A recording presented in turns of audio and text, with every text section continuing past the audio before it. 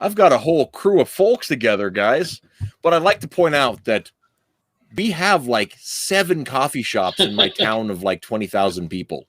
It's obscenely. You can't throw a dead cat without hitting a coffee shop here. I'm gonna take issue with your definition of town. We're gonna need some proof of life there. Yeah, there's actually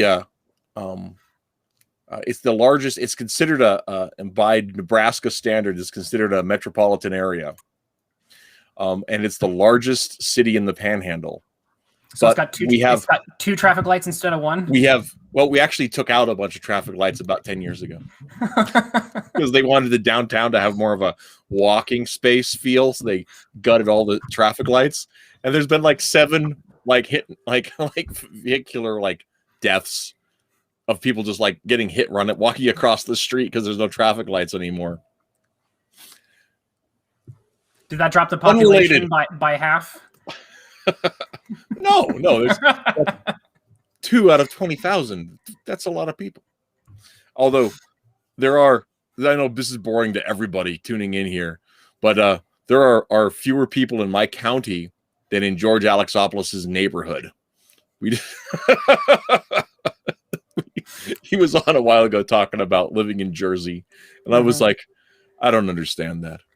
Ladies and gentlemen, we're here to talk comics, not rural America. So last week we had comics about rural America, so that was a big change. But we've got Twitless, we've got Hutch, we've got Doug Ernst, we've got Ron Talks Tyler, and we might someday have RJ from Critical Blast if he deigns us with his presence. Today we are going to do something that people have been wanting to do for 20 years. We're going to fix comics. I've asked these guys to each come up with one suggestion, and we're all going to talk about why it will or won't work. We didn't talk about what those suggestions were ahead of time. I don't even know if people did their homework. I have no idea. How are we doing, guys? I'm ready. I got a few notes. Dude, you have notes? Shoot. Leave it to Doug, man. Yeah, I got notes too. You know, it's a bill, but I got notes.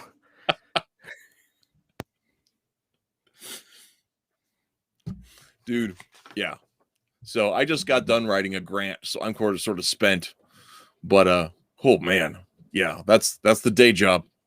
But yeah, so Tyler, part of the reason I got to tell you, you are one of the inspirations for today's theme. Oh shucks. I caught one of your shows last month, and you were talking about where you thought one of the problems you thought with modern comics, and I was just like, that's a good theme. Let's talk about because I'm trying to remember which one it was now. Well, it's funny if you look at my channel and if you look at like the last 10 videos, I was making those videos to see what comic book fans and creators thought, because I had this theory in the back of my head, and I was like, let me test them through these various videos. And every time I posted a video and I'd read the comments, I was like, wrong. And then it got to the point where I was like, everyone's so wrong, and I canceled my Kickstarter because I was like, you guys are all wrong. I felt like Black Panther when he's like with the gods. He's like, you were wrong. Yeah, I think there's a lot of things that need to be fixed with comic books. So I'm glad that you watched that and we're like, yes. Yeah. But I think it was one of them specifically about aging and like time flow. Because I remember the video. The person on Twitter was complaining that John Kent, they aged up John Kent, and they would have rather had seen him grow up. Yeah, I remember that now. Yep. So, and of course, Hutch was my old editor over on the Fanzing days, like 20 years ago. That's been a while. It's been a minute. And so he's been thinking about what's wrong with comics for a really long time. Mm-hmm. Yeah, you're reflecting back on my How to Save Comic Books publication that we did in the late 90s. Yeah. Yep. And that was one of the first things when I thought about this thing. I was like, Fanzing. If anybody wants to find that, it's still up at fanzing.com. And which I will put a link in the chat. Good. We could just right click and save a link for later. You can even check out some fiction pieces that I wrote way back in the day. And I stand by almost everything from it. There's one that's really arguable, but everything that I recommended in there, I stand by. And I did see some things reflected for a short while and some things that the companies were doing at the time, but there's still some very large problems, obviously. Mm.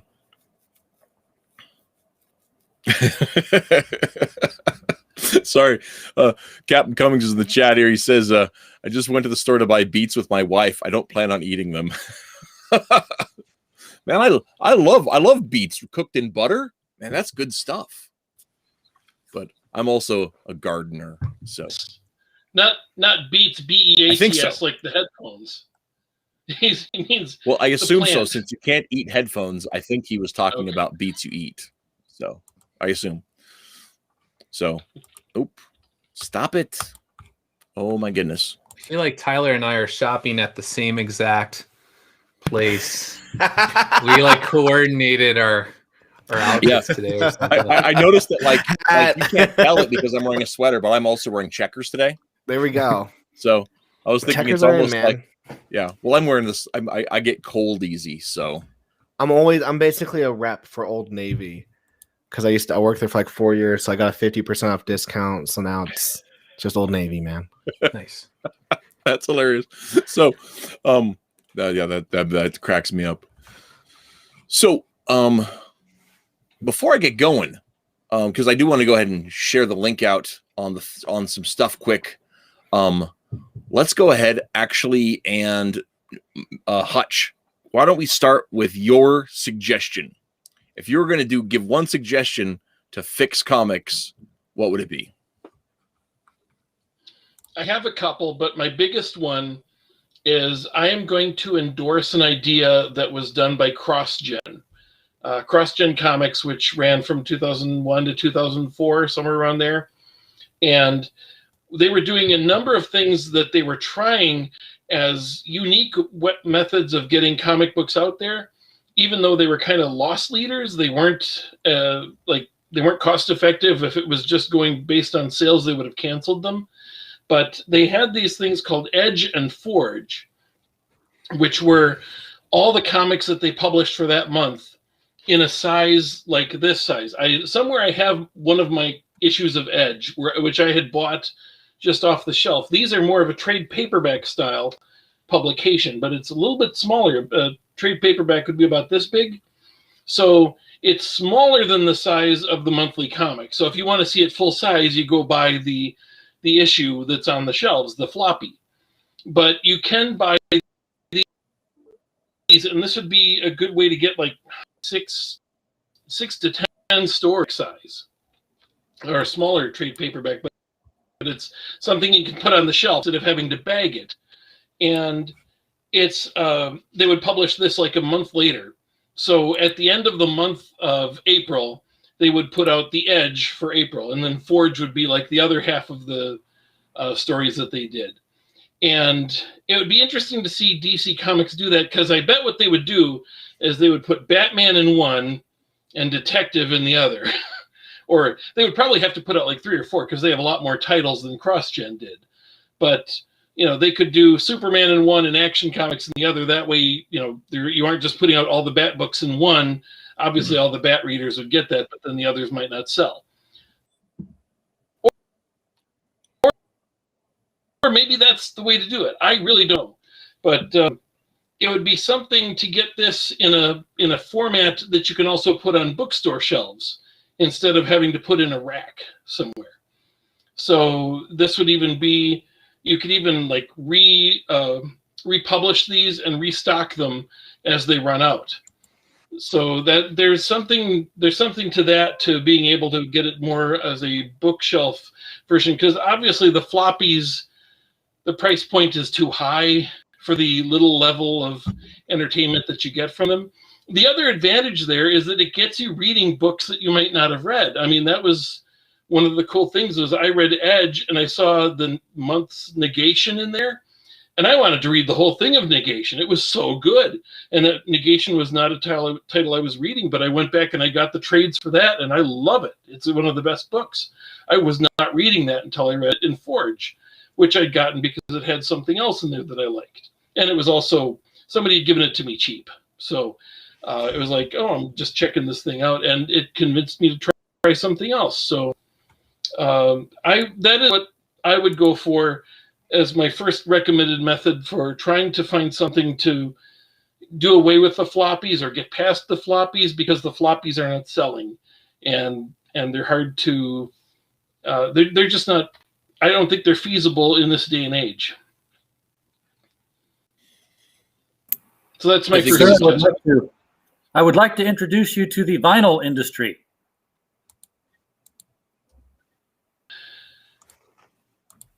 What does that mean? That I'm recommending instead of digital? No, I mean, we saw the vinyl industry phase its way out because the whole thing was that we have a better way of doing things now. We've got the CD, and then we moved from the CD onto the digital streaming format. But guess what people really, really like? They like vinyl, and it's to the point where new artists are doing new pressings now to satisfy that market. I don't think the floppy market.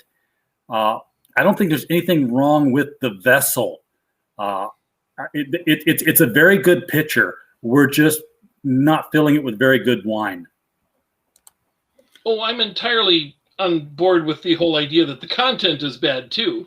I would deal with that too, but I was told to limit my ideas to one idea. So this was something that most people are not talking about, and I would recommend it as an alternate method of getting our books out there for the so something industry. like a shonen, something like a Shonen Jump, where they have like every week they have a massive paperback book, and every week there's a new chapter of a story, and there's like 20 stories in there, something like that. I'm sure that's it's been done Les he before. took it was from how they do it in Japan, because he was that's what he was looking at is why are they so successful over there, and comics are just a niche thing here.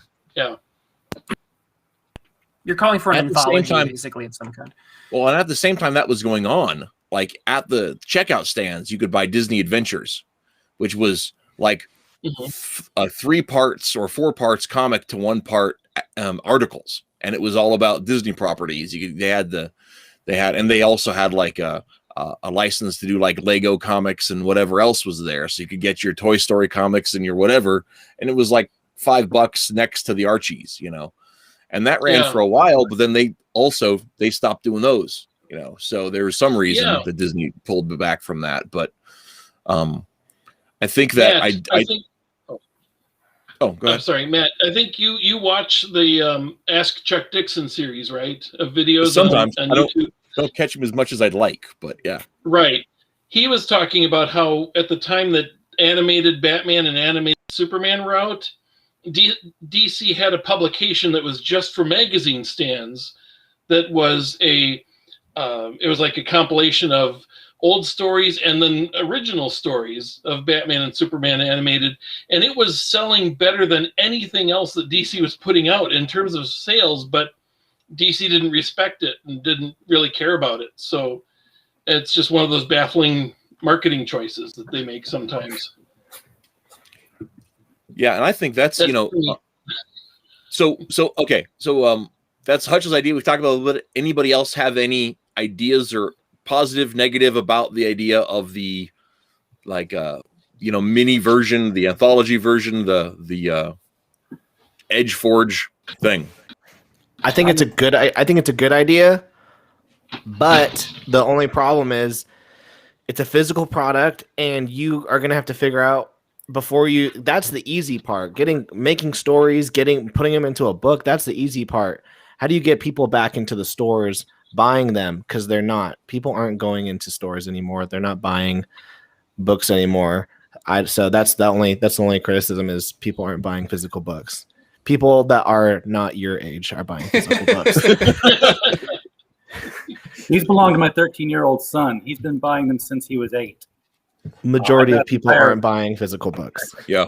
Well, I mean, I think there are a lot of more people that are buying physical books than you're giving credit to. I just don't think they're necessarily getting them at the old places.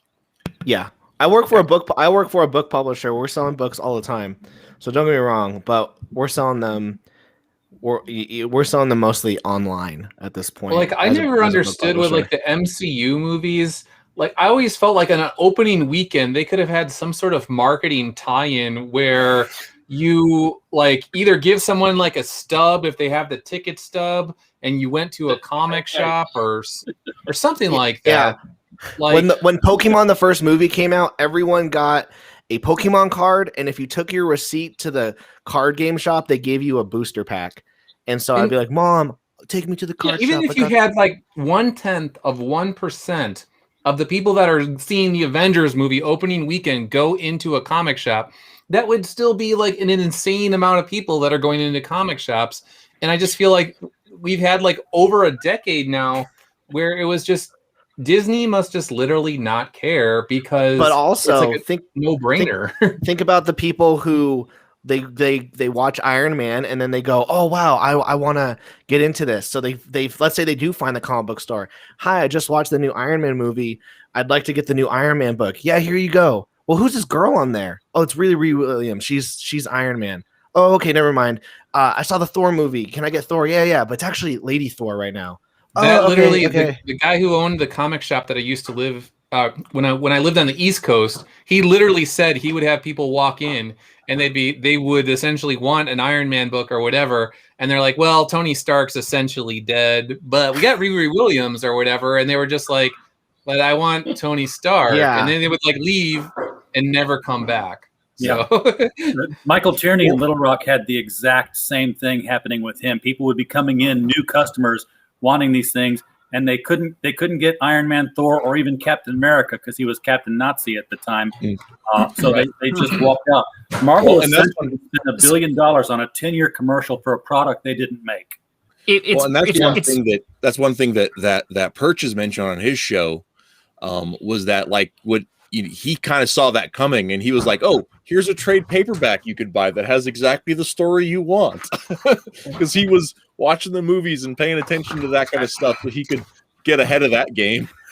Or like, I know this sounds stupid, but like when that Spider-Man came out on like the PlayStation 5 or whatever, like you have these like in-world universes. Like I was like, what if you just had like a comic shop in the game where it was like a secret to everyone Zelda, and there's like a code in there in the comic shop in the game that's like, if you bring this code to your comic shop or whatever the heck, I don't even know, like, and people be like, "Is that real?" And then they'd be like, you know, go online and be like, "No, literally it is real. If you go to the comic shop with this code, there's like, I don't know, like there has to be there's creative ways to get people, large numbers of people that are buying like millions of copies of video games or millions of people going to the movie theater, getting them, funneling them into the shop.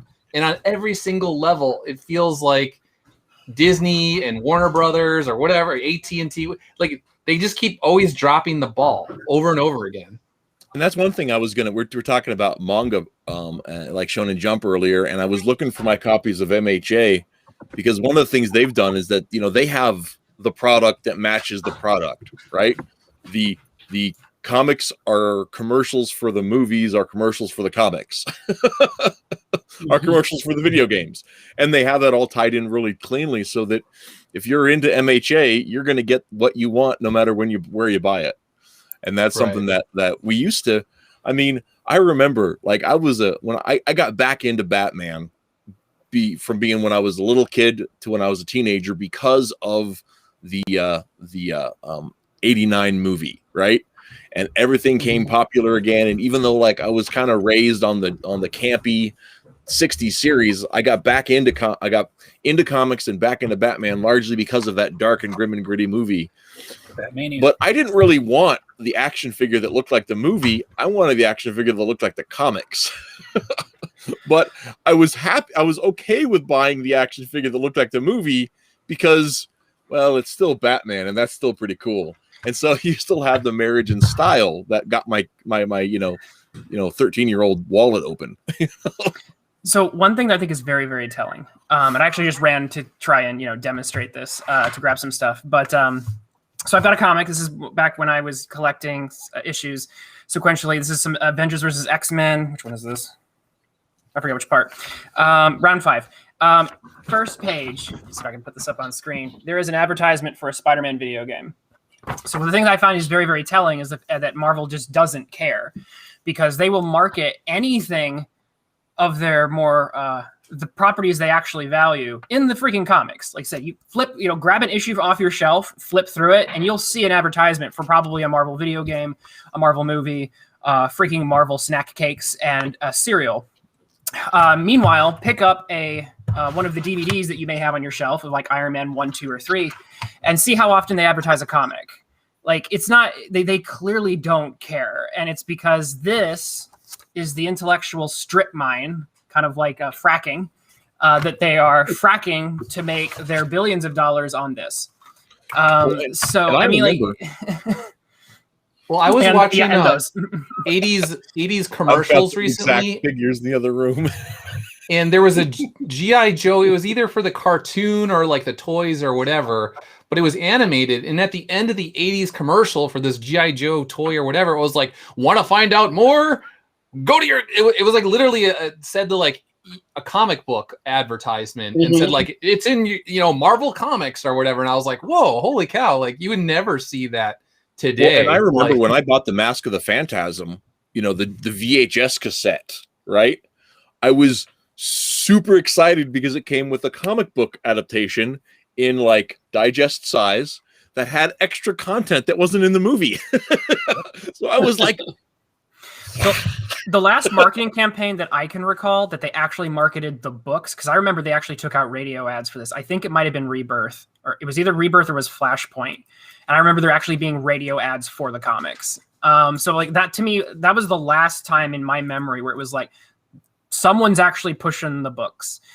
And actually going outside of another comic to actually push the book in another media. Because again, like I said, how easy would it be for you to pop open this copy of Iron Man and have them be like a voucher for a comic, right? Or an advertisement for it? And how easy would it be to get anyone from Marvel to step in and advertise a comic in a 10-second spot? But they'll advertise the video games though. You take it the next level on that. You open it up, and your liner notes are the first 6 pages of the comic that ties into the story of the movie. So you're reading Iron Man, and all of a sudden you're reading the first 6 pages of Demon in a Bottle, and it says, "For more, go to your local comic shop. Get the trade paperback," and you have it built right in there. Plus, it's got all your content that you like in your liner notes anyway. Yeah. The DVD case is made to fit a comic book in there. It's got the little clips and everything. I know retailers who have basically begged the big 2 publishers to, why don't you do television advertising for these products? And the response he's always gotten from the conventions or the retailer summits rather is that no, you advertise locally your shop. That's on you to do it. And it's like, but it's your product. your local A&P doesn't necessarily go on national broadcast to advertise that they've got Hunt's tomato ketchup. Hunt's does that, and they do or Heinz does that, and they run the commercials. But he says he did see an uptick in sales because at one point they did decide to do television advertising. You know what they advertised? Digital. And as soon as they started advertising digital, people saw the advertisement for the digital comics and said, they still make comic books? Where can I get comic books? And they came in and they bought physical. Huh. That's cool. Because they didn't know that they were still making comics until they saw the advertisement. I do want to jump back to the point that was mentioned about the anthology, because I think there is something in it. Because we're all kind of bringing in one solution. I'm assuming that like some of us will only be addressing one part of the elephant here in the room, but the blind men around the elephant. But there is something about the anthology I do kind of like, because especially when it comes to the monetary value of the books, because back in the day, when you used to be able to stretch your dollar further and actually like get a bunch of books for your dollar, it was much, I think, easier to just be like, oh, hey, there's a bunch of titles and I can get a whole bunch of them. Now when they're like, what are they? Is it $4.90? I know some of them stretch almost to $5 or $6 depending on. $4.99 is pretty much the going price for DC right now, and it's been for Marvel for like 2 years. So like $20 is only going to get you 5 maybe tops. And like that's not many, and that's going to cut out your and if you always have to get a Spider-Man comic or something, then you're down to 4, and then it's like Marvel could eat that up easily, and that's without you even jumping over to DC or to any of the indies. There's going to be a lot of lost potential there. And part of it for me is like, I know it's not the same world as it was back when I was a kid in the middle 90s, right? But like $5 a week was a lucky amount for me to scrape together, right? I mean, that's like I did all of my chores and convinced my brother and sister to pay me to do theirs, kind of. Right? So, I mean, I imagining spending like just dropping $20 a week when you're younger. It's like they're only marketing to people with hedge funds, and I don't think that that's a wise way to do business. Yeah. About the anthologies, though, again, for me it comes down to content still, because there used to be anthology DC comics, and you could get them for $1, which just goes to show how old I am. But you had things like Superman Family and Batman Family and DC Super Special 100-page giants, and those had tons of stories in them, and they were all good stories. And at the same time, in the late 80s, you had Action Comics Weekly that was done weekly with an A, not a double E. Yeah. Well, I think back to in like 92 through 95, they did Showcase monthly too. DC relaunched those as 12-issue series, and that was a really fun. I picked Showcase up nearly every month, just because it had. They did tie-ins to some of the other titles that I was following, but also they had just really fun original content with like B-list characters. Yeah. And I love B-list characters. So that was I think that was a different thing, but I think there is definitely a place for the anthology. I think Shonen Jump demonstrates that it exists.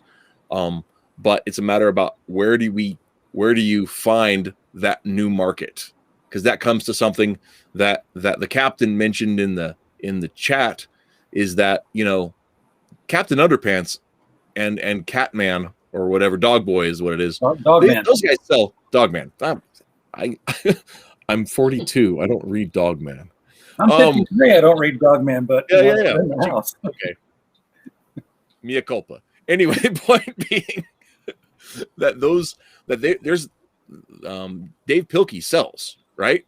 He's got a formula. He's able to make it work. And that's a little different issue than what you're selling. That's because there's a big part of that is about the market that gets to that. And I like. Yeah, but there's also the you got to consider the network that Scholastic has. I mean, DC and Marvel don't have the opportunity, unless they go through Scholastic, to have a flyer given to every child in grade school. Say, take this home and have your parents check off the books you want. You want books, don't you? You want your kids to read, don't you? You're not a bad parent, are you? No. Write a check and check the books you want. You can come home and there will be like, and they do, of course. DC, not just recently either, but DC used to go through Scholastic. Study Hall of Justice was a really fun series that was Bruce Wayne and Clark and Diana in 4th grade. At a middle school, doing their thing together, and DC finally, said, "Hey, this YA thing is possibly something we should do ourselves," except that they don't know how to do it. Mm-hmm. Yep. Yeah, both DC and Marvel have that problem of they just don't really care about the young adult reader, the young or the tween reader, the person younger than tween comic books. They really don't care about it. And I hate to always go back to, hey, did you see Chuck Dixon? But he was just talking about this. He was teaching a Commandy book and some other writer of the same time. They were both adults book. And Chuck was aiming, the last boy on earth. It was aimed at young girls and young boys who might be interested in this. And he would be aiming specifically at that age group. You got talking animals, you got post-apocalyptic fights, you got all this sort of stuff. It should really work on that level. could not interest them just because they're not interested in young adults. And Marvel was the same way with Spider-Girl. Spider-Girl was selling like crazy, and they just didn't know what to do with it. They ran for, I think, 100 issues, but they didn't really appreciate the fact that it was selling at to that age group. And I don't know that DC has anything. I've said for maybe a decade, or no, probably since the late aughts, that if somebody came into my comic book store and said, hey, my kid wants Batman, I would not recommend Batman for a kid. They've got characters who rip off people's faces now and wear them. And this is like, this is, what do you call it? Silence of the Lambs, basically. Well, I do have to interject, though, because one of the problems we've seen recently is the fact that they are retargeting towards that audience, but they're doing it in a very kind of weird way. Because, like, what is it? Doug, did you write on I'm Not Starfire? I thought I saw you posting about that. I did a video a while back on that. I can't even remember my own videos, but I did do a video on something along those lines. Yeah. But yeah, and then You Gave Me the Ocean and stuff like that. That there's a really strong push, but it's not for comic books floppies. It's basically in the graphic. They're going for the children's book YA graphic novels. And they're tax loss. I'm sorry.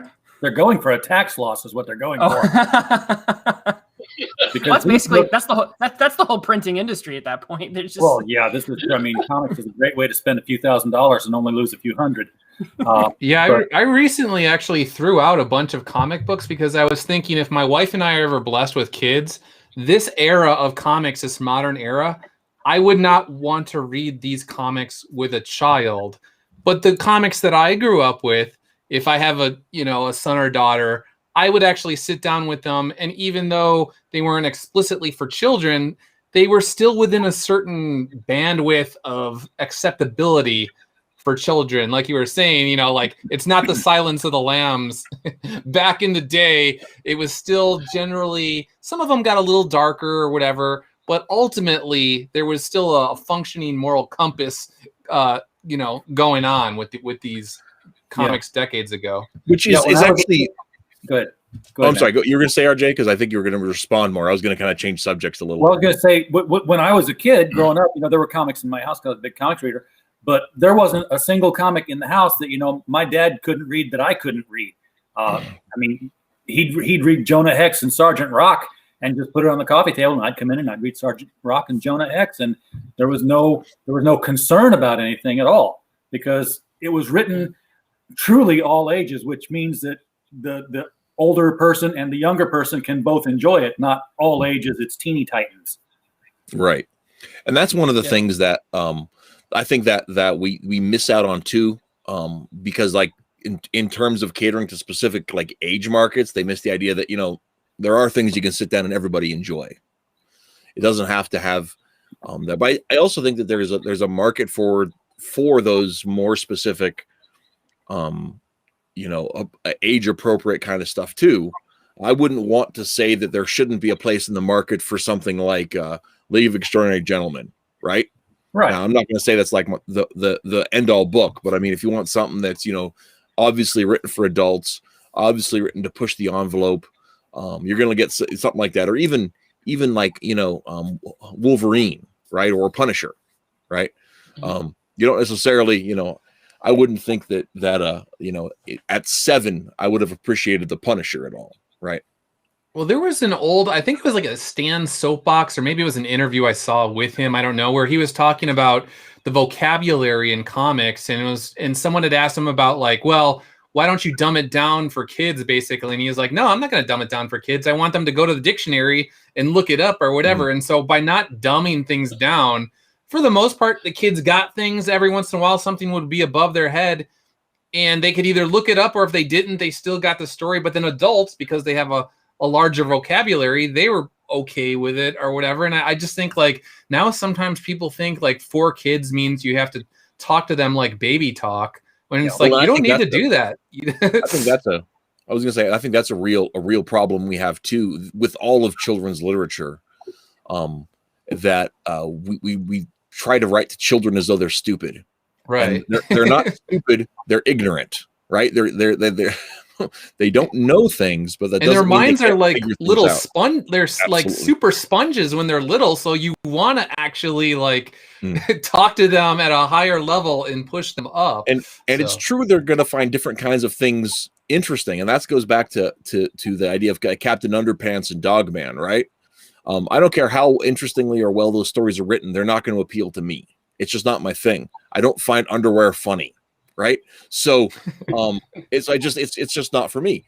But one of the things that has going for it is it does hit that 5 to 10 year old underpants are funny people that do get into that, right? And my suggestion on fixing comics as a marketing scheme is to actually develop a universe where you have characters that are specifically geared at these different levels of appreciation, right? So your entry level comic book isn't a kid friendly Batman, right? It's one second, or it's not Wolverine with stubby claws, right? You have a characters who's fit with that. You get the power pack. You get Captain Marvel. You have characters that are geared at that. And then when kids are like, I think I'm done with Taki Tawny Tiger, and then you're like, maybe I'll check out the Superman guy. And so you can work your way through the universe by appreciating what these different characters have to offer. So when so then by the time you're getting into serious crime drama, you're into your detective comics, when maybe you started out reading Slam Bradley backups in the back of your Superman book or whatever. So you don't have Superman all of a sudden. Superman's the hero that everybody knows and gets in touch with, and all of a sudden they're dealing with some sort of rape mystery, right? It's not but you can deal with those kind of stories if you're reading Hitman or you're reading Punisher or whatever. Those stories have a place within fiction. I think they have a place within a universe, but that doesn't necessarily mean it's going to be your entry point. And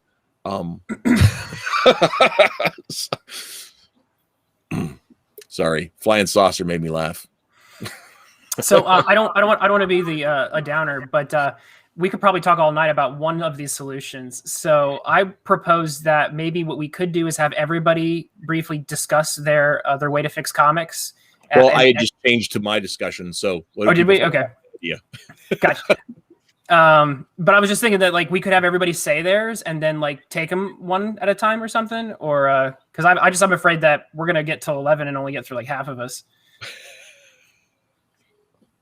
Okay, we can do it that way. Or we could just keep it moving. This is really awkward. This is really awkward. There's a power dynamic that's happening right now between these two. This is really awkward. Let me unawkwardize it. I'm taking over. Somebody's a teacher. It's a coup. It's the comics coup going on. Yeah. Now, class, did you do your homework? Witness, what's your idea? No. I don't. I wanted to go last because I'm the youth representative. His idea is the best. I'm the young one. I think Tyler might be younger than you. How old are you? How old am I? Yeah. I am 34. I'm younger than you by a lot. Oh my gosh. I am not used to being older than someone ever. You got to hang out at more high schools then. I did, but then they handed me a piece of paper and said, "Go away." Yeah, no, I just turned 28 last week. I feel like I'm doxing myself somehow. That's the thing about them high school girls. I keep getting older; they stay the same age. Oh. Well, all right, Matthew McConaughey. Thank you. So, Matt, do you think that how they put those little caps on kitty claws if they are clawing up your furniture, and you could put those caps on? Could they do that on Wolverine until it's and that's safe for kids, and then he takes them off when it's ready to read the adult comics? And I just love the thought of Wolverine having little stoppers on the end of all his claws. Where that came from is my kids used to have a Wolverine action figure that was the chunky, Rescue Hero style. And he had a big old smile on his face and had stubby claws.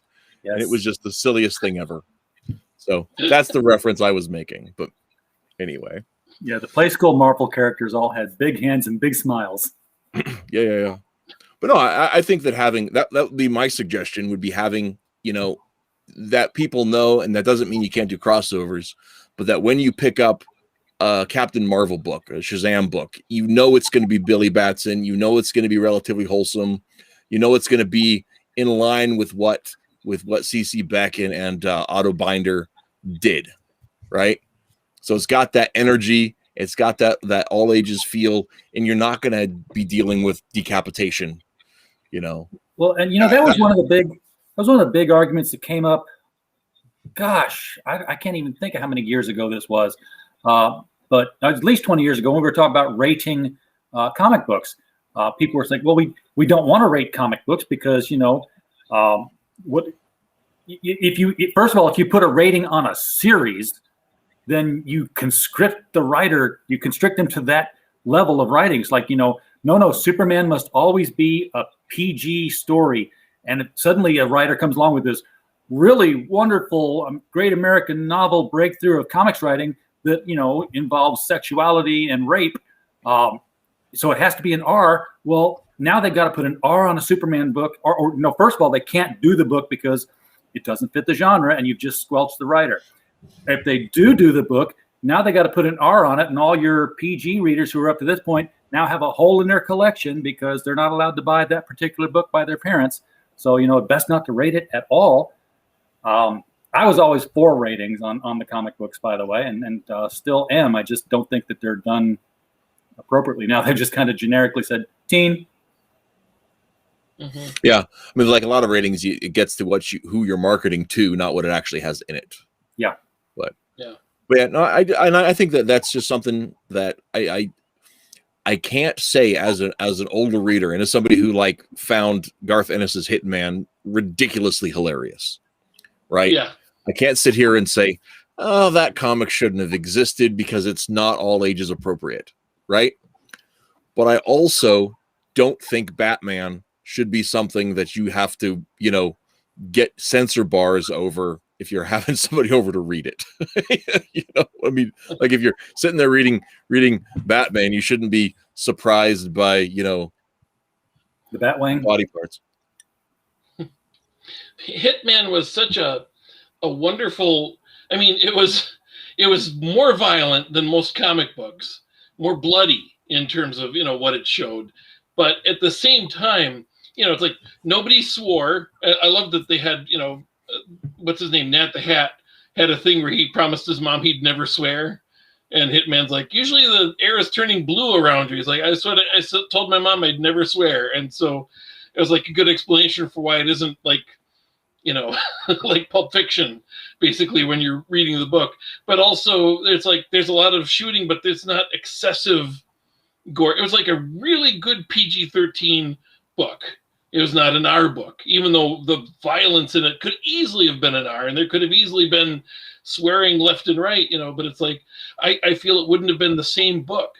It's kind of like how I really like the Venture Brothers, but I hate that they uncensored the DVDs. It really makes it very different when you're watching a cartoon and your wife walks in the room and there's just all these F words flying around that they used to bleep. And now they don't. It was a different tone to the book, or the show. It's I don't know. I like it's hard to define, what is the level? Because I could easily see somebody just saying, "Oh, just make it a mature reader's book and cut loose." But I you used to be able to have, Gwen going over a bridge and her neck snapping or whatever. But I just feel like back in the day there was like a finesse to things, and that just doesn't exist today. Or if something happened, it wasn't violence for the sake of violence, or being lewd for the sake of being lewd. If something happened, if there was a death of a character, it was handled in a way where it was tactful and respectful and made sense to the story. And some of it's just cultural changes, where today it's just like, yeah, let's just just have someone's body riddled with bullets or whatever, and they're you show all the blood and all this sort of stuff, and it's like, you're just doing that to get a reaction, and you're not doing it to forward the story or to tell like a meaningful point about life. Yeah. When Gwen Stacy died, it meant that something. story, Gwen's neck snapped, but it was off panel. It's like you just hear a crack, and he goes, "Oh no!" And then he pulls up the girl at the end of the string. But that's, it happens off screen and as it's like off panel, completely. And like Hitchcockian. And then when they do the movie version, they follow her all the way down to the inches from the surface. It's very different, Go ahead. No, I just feel like you could do the Hitchcockian sort of thing where your imagination, you don't need to show everything. It could be off panel, but the reader will fill in the blanks, which in many ways, often they will fill it in ways that the artist never could. So like, there are just ways to handle these stories that I feel like modern writers, they're just so used to over the top, maybe Quentin Tarantino-ish. And I like Tarantino, but like, it's just too far in one direction. Well, and I think there's two comments in the chat that kind of wrap up that idea. One is Dave says in the 80s to mid 90s, the Comics Code Authority Punisher by Barron and Dixon was better than Ennis's gore and nudity. And I think that speaks exactly to your point, that you can get the same level of grit without the same level of visual expression. In fact, comics a lot is about what you imply anyway. It's that blood in the gutters, as Scott McCloud would say. Oh yes, that's a thing. Another thing that Seven in the chat says that let's get away from Tarantino and back to Spielberg. So I have to apologize. My house caught fire for a second. It's all good. So I had to step away. What did we move on to? We were still discussing the idea about how to approach a multi-age market. Multi-age market. Got it. Awesome. Yeah. Okay. I can dig that. Which I think we've kind of talked about that one. Does anybody have anything else to add about that? Tyler, how would you fix comics? One suggestion. Yeah, I'll do a different suggestion than what my YouTube video one was like, more drama, more lengthy stories. I think my thing with comics is, and I've had that, I don't think necessarily comics need saving to an extent, and I'm not talking about Marvel or DC. I think comics are thriving. They're just not thriving where we're used to going. Comic book shops, physical stores. So I think comics should be, there should be a more digital movement, and comics to be more accessible. So Shonen Jump app, I can read 100 chapters a day. Chapters are around anywhere from 15 to 20 pages, sometimes 50, and I spend $1.99 a month on that. And I have access to 100 chapters a day.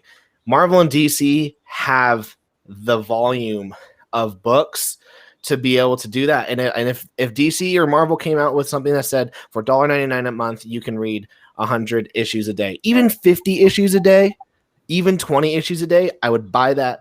I would purchase that app on a monthly subscription. A lot of people might go, "Ugh, digital, that's gross." No one's reading digital. 15 million people every single day log on to the Webtoon app to read digital comics. And let me tell you something. I put chefs up there because I canceled my Kickstarter, and I put chefs on there, and I said, "Hey, it's just the cover of the book, and it says coming soon." I made it into the top 30 of this week's superhero category. That's how weak the superhero genre is on Webtoon. More creators. Imagine if Marvel put Spider-Man on there. Everyone would, it would win. So for me, more digital and making comics more accessible. See, that breaks my heart, man. I know. Don't get me wrong. But here's the thing. And this is call it jealousy. I've told you this. I've been doing webcomics since 2005. I have 700 pages on my comic. Less than 30 people read my comic. Right? You're posting it on Ideal Comics, right? No, I'm posting it on Webtoons. Oh, do you do the slide format? I have less than 30 people click through it every week. Do you do the slide format, like reformat? Yep. So it's like, yep. I'm sorry. I don't know what to say at that point. I don't know what to say at that point. It goes up with 6 or 7 of the pages on it, so but you can still slide through with the whole thing. Oh no, but you got to do it like in the actual like panel 1, panel 2, panel 3, so that you can slide. That's what they like. Yeah. Unfortunately. Yeah. Yeah, but that's my thing is digital. Hear the quiet, the silence, the sadness. Well, I just know it's because they're being respectful and listening to you. That's the ticket. That's my suggestion is more digital and more accessibility. The thing is, I think digital's awesome. Like I said, I've been doing it for 20 years, right? I obviously think that there's something to be said for it. But the problem is it's virtually impossible to make money at. Like it's like YouTube, right? I've been doing this show for 3 years and I have 200 subs, which is awesome. I'm nowhere near making money, being the point where I could even begin to monetize this, right? And everybody who I've had on guests, everybody who listens to me regular, and I've got 60 people that come in about every week, and they're like, I don't know why more people don't watch this. This is really good long form content because it's long form content. That's not what sells, and it's not political, and it's sort of stuffy because I'm sort of that guy.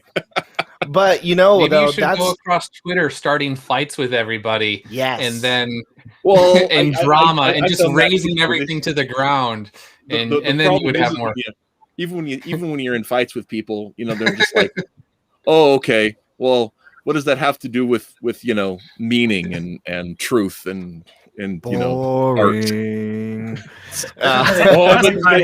that guy. He's just. But we're going to be best friends right now in the chat. But that's the age we live in right now. As the one who is filled with youth on this panel, I sip the fountain every day. Is that the nowadays, because content. There is so much content out there. I could stop what I'm doing and watch every Netflix movie at this point, and I wouldn't be able to stop because there's just so much content. So at this point, you have to compete with content, right? And so you have to go free. I mean, YouTube channels are the same way. Web comics are the same thing. But with web comics, you put, let's say you do a popular webtoon. Hopefully it's popular enough you can monetize it. This book right here, I've done so much marketing for this lady because I do this every time I talk about this. This lady right here, she put 2 years worth of comic book stuff every week on webtoons, and this made $400,000 on Kickstarter. It beat out all of Brian Polito's books last year. It's just harder, I think, with digital. Yeah. And one of the things you have is and one of the things that like a lot of us old web guys, like a lot of web guys that you can have a great following, you can have amazing numbers of people, but you're going to get maybe 1/10 of those to actually put down cash. That's the same with any though. Yeah, that's the same with any digital But thing. That's the thing is it's when it comes to fixing a market, when it comes to the problems with it, if you're looking at something like that, I think it's one awesome leg. And if you're the guy, if you're Scott Kurtz or Ethan Nicole or maybe you, right? No. Getting the top 6 with a picture. Good God. Then then maybe that's the ticket, right? But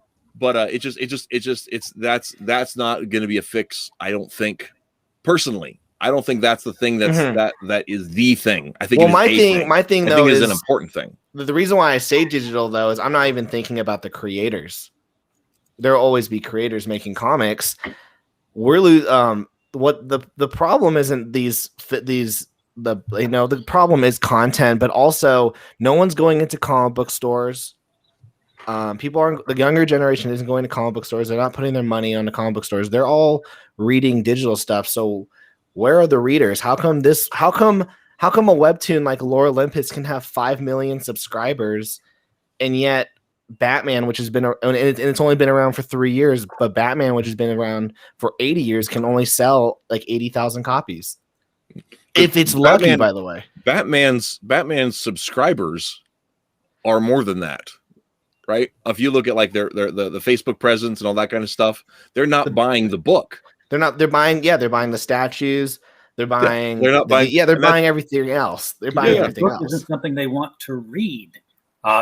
Tim King went, ask any retailer about Batman number 50, how many they've got remainder. I don't know if you guys have like when I was little with siblings and you play a joke on them, like you take their shoes and you tie their shoelaces together and you tie about like 20 knots in the shoe. So then when, they got to go someplace with mom, they have to spend 15 minutes on time. Like, I feel like the comic book industry has so many knots that it's hard to know where to begin to fix it. So like digital is one of the knots. Like you could leverage digital to help fix it, but then the marketing is another knot, and then the writers is another knot. And so it's really hard to just boil it down to because you could do an app, and then all the readers come, and when all the books are crap, they're all gonna leave again. So you're right. Yeah, right. They're not gonna read crap in digital just because it's in digital instead of paper. But that's like if you were talking about like if DC had a DC app and you could have a subscription service and you could go back and read the Denny O'Neil stuff. You could go back and read all the for $1.99 a month. Bill Finger stuff. I mean, goodness sakes.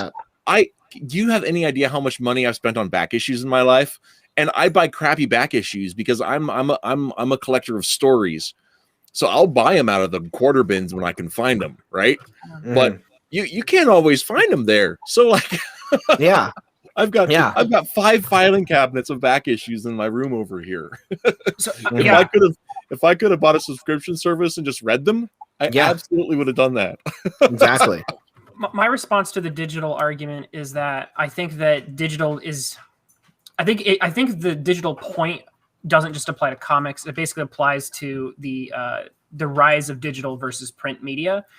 And so, because I think there's a lot of analogies to be made there. And I think that the end point to kind of, for me, that I fall on it is that I think that a healthy industry, because even though we're seeing a print go down, it's not going away. People still buy books. People still want print. People still are attracted to print media. People still buy magazines every day. They're in their grocery stores.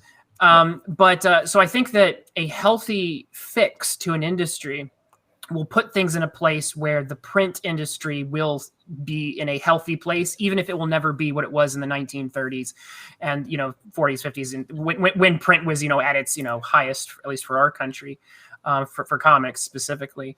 I think a healthy fix is going to take print into account, because if we just say, well, print's just gone, I don't think that's going to be good. Because at the end of the day, like I said, people are attracted to print media, and if you can't sell it in print, I think eventually it would die in digital as well. Because I think it would mean that you didn't fix the other problems. There are 2 major things that need to be addressed when we talk about taking comics from a print to a digital market. First of all, the thing, newspapers going digital is one thing because it's content.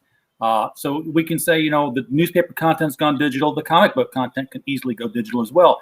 The thing is, nobody was buying the New York Times on a daily basis to put it into a Mylar bag and store it for the future. The newspaper industry is not a collectible market, whereas the comic industry was. And you can't say, hey, we're going to take away this thing that you were preserving and give you the digital content and people be just as happy with it. The second thing about that is when you see the newspaper in a digital form, guess what? It's not 11.5 by 6 inches tall, and you flip it over like this and read the next columns, and it's column by column. It's the story linked to another story. The comics are stuck in the page ratio that they're in the print form when they do them to digital. So yeah, they might bring a panel forward and bring it back and bring it forward and bring it back. You still got to turn it. If you've ever had a chance to see Scott McCloud talk about real web comics and the advantage of the infinite canvas. I was going to say infinite canvas. Yeah, then you're talking web comics. He's like, your comic book is, this is your comic book, this is your monitor. So it doesn't fit. But the thing is that the canvas is infinite. You can scroll left, you can scroll right, up, down, and as long as you direct the flow, you can tell a comic in one single panel. It just may be 1.5 million pixels wide. The problem with the Infinite Canvas is that Scott McCloud, either we're not there yet in technology or we never will be because it never caught on. Like I've seen a couple of instances of Infinite Canvas storytelling and they're kind of neat, but for mainstream storytelling, it's just not. Well, and one of the big problems of it is like I think that we are there now, like with touchscreens and being able to actually manipulate them organically rather than trying to use scroll bars and mice and everything else.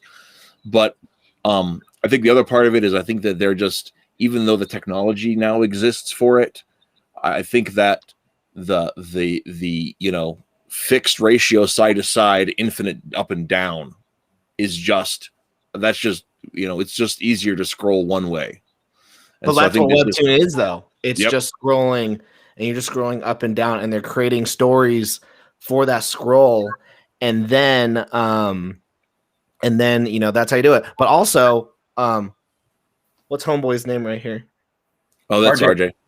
Hey, RJ. I'd like to refute, though, something that RJ said, in that comics have this intrinsic. I'm trying to use big ass words because I want to sound smart. I don't know what intrinsic means. Comics have this collectible value, and nowadays, content. You have to think with what people are thinking now in terms of content. Content really doesn't have much value anymore because there's so much of it. You're not out there buying a DVD. You're just going to stream it. You're going to watch it. And then you're going to chuck it. With our Kindle, I work with a Kindle book. We don't, at my company, I don't care. We don't care if they buy the Kindle book.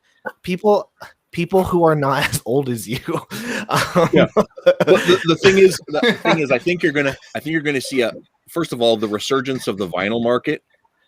But that's a collect. But I'm talking about content. People that's what I'm saying. People are getting paid on Amazon, not through Kindle. I think.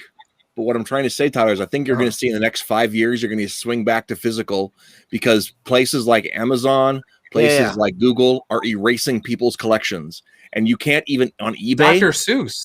On eBay, you can't even eBay those banned books anymore because eBay says, no, we're cool now. So we're going to tell you what you can and can't sell. Yeah. And so you're going to see a black market of physical. This is my prediction, and I could be wrong, but I think next 5 years, we're going to see the current black market of physical product become a new market for physical product. It's a matter of what shape is it going to take, and it's not going to replace digital. And I don't think it's going to. It might replace our current physical market, but I don't think it's going to replace digital. I think it's going to be an addendum thing. I think how much are you get? But how much connected to that? But if it's a black market thing, and I know that Doug here has got Dr. Seuss's Cat in the Hat, am I paying $3 for the book like I can at Barnes and Noble, or am I going, hey Doug, I got $500, and you're like, well, so and so is going to pay me $600. That's the problem with comic books right now. Is that if I want to read a Batman #1, I got to go find someone and pay them $1 million for it. No, you don't. The scans are online. Yeah. There you go. But with Kindle. People aren't buying digital stuff. We're getting paid off them just flipping the pages. It's called Kindle Unlimited. Right. So we just want them to read the book, and once they're done with it, we hope then once they're done with it, the mindset of the readers, they read it and they go sweet, and they go on to the next book. And it's the same thing with the TV show. I binge a show, I move on. I binge a show, I move on. So with content, they just want to. I read 327 chapters of Dragon Ball Z in a month, and I refuse. I'm not gonna buy a single book. It's got no collectible value to me. I'll buy a statue because now I want one. But I just think, the new mindset, we're holding on, homeboy right here, he keeps going, I got my Blu-rays and I've got my books. Yeah, well, people my age who can't afford a house, so they have to live in apartments, they can't afford to have 9 long boxes or 10 bookshelves. I've got 1 bookshelf and that's too much space for my house. So I've got thousands of comics here on my phone that I can read and access at all times. You know what? I feel like we should be inserting that Road to El Dorado GIF in here. Why not both? Why not both? Why is it digital is replacing physical? No, we'll never go digital. We must have physical. Why not both? But here's the thing, though, is people are, for the last year and a half on like Twitter and all these streams, it's been comics are dying. Comics aren't dying. The physical sales are dying. You know, the thing is the sales altogether are dying. Even digital sales are dying. Yeah, but because once again, with the free content, right? That's what the thing is you have to find a way to monetize it. Yeah. And there isn't an effective way to monetize it right now. And look, Shonen Jump was sick of people pirating their books. Mm-hmm. So they did the Shonen Jump app for $1.99. That's a cheap enough gateway for anyone. And the piracy of their books went down and but that's Shonen Jump. You're not going to do that. You're not going to quit your day job tomorrow on Chefs. Doing it on but I'm putting it out for free on Webtoons. I know. And then we hope that we get, she got 3 million subs on Webtoon and she was able to monetize 5,000 of them. Can she do that every year? I'm just saying that like there are not enough. I don't believe that there are enough consumers that want to pay for an experience that can keep an industry going. Because you guys are also talking about. So I called my mom today. I was like, "Do you still have 5 Chinese brothers?" Like I read that when I was a kid. It was an awesome book. She's like, "Yeah, I think I still have it." I was like, "Hold on to it." So RJ is talking about stuff that maybe he believes will stand the test of time, and he wants to make sure he has it. But Tyler appears to be talking about like almost like bubble gum content where you chew it, it loses its flavor, and you throw the piece of bubble gum away. So it's like I agree with you on the like disposable, maybe like almost like mindless entertainment, but I agree with RJ on things that would last the test of time. That I want to make sure that I have this 20 or 30 years from now. And so I think there's like a middle ground between what both of you are aiming for or something along those lines. And I would go back and again reiterate the fact that the sales for mainstream and for a lot of mainstream publishers of comics here in the States, digital and print, are going down. They're not. Neither of them are altogether healthy.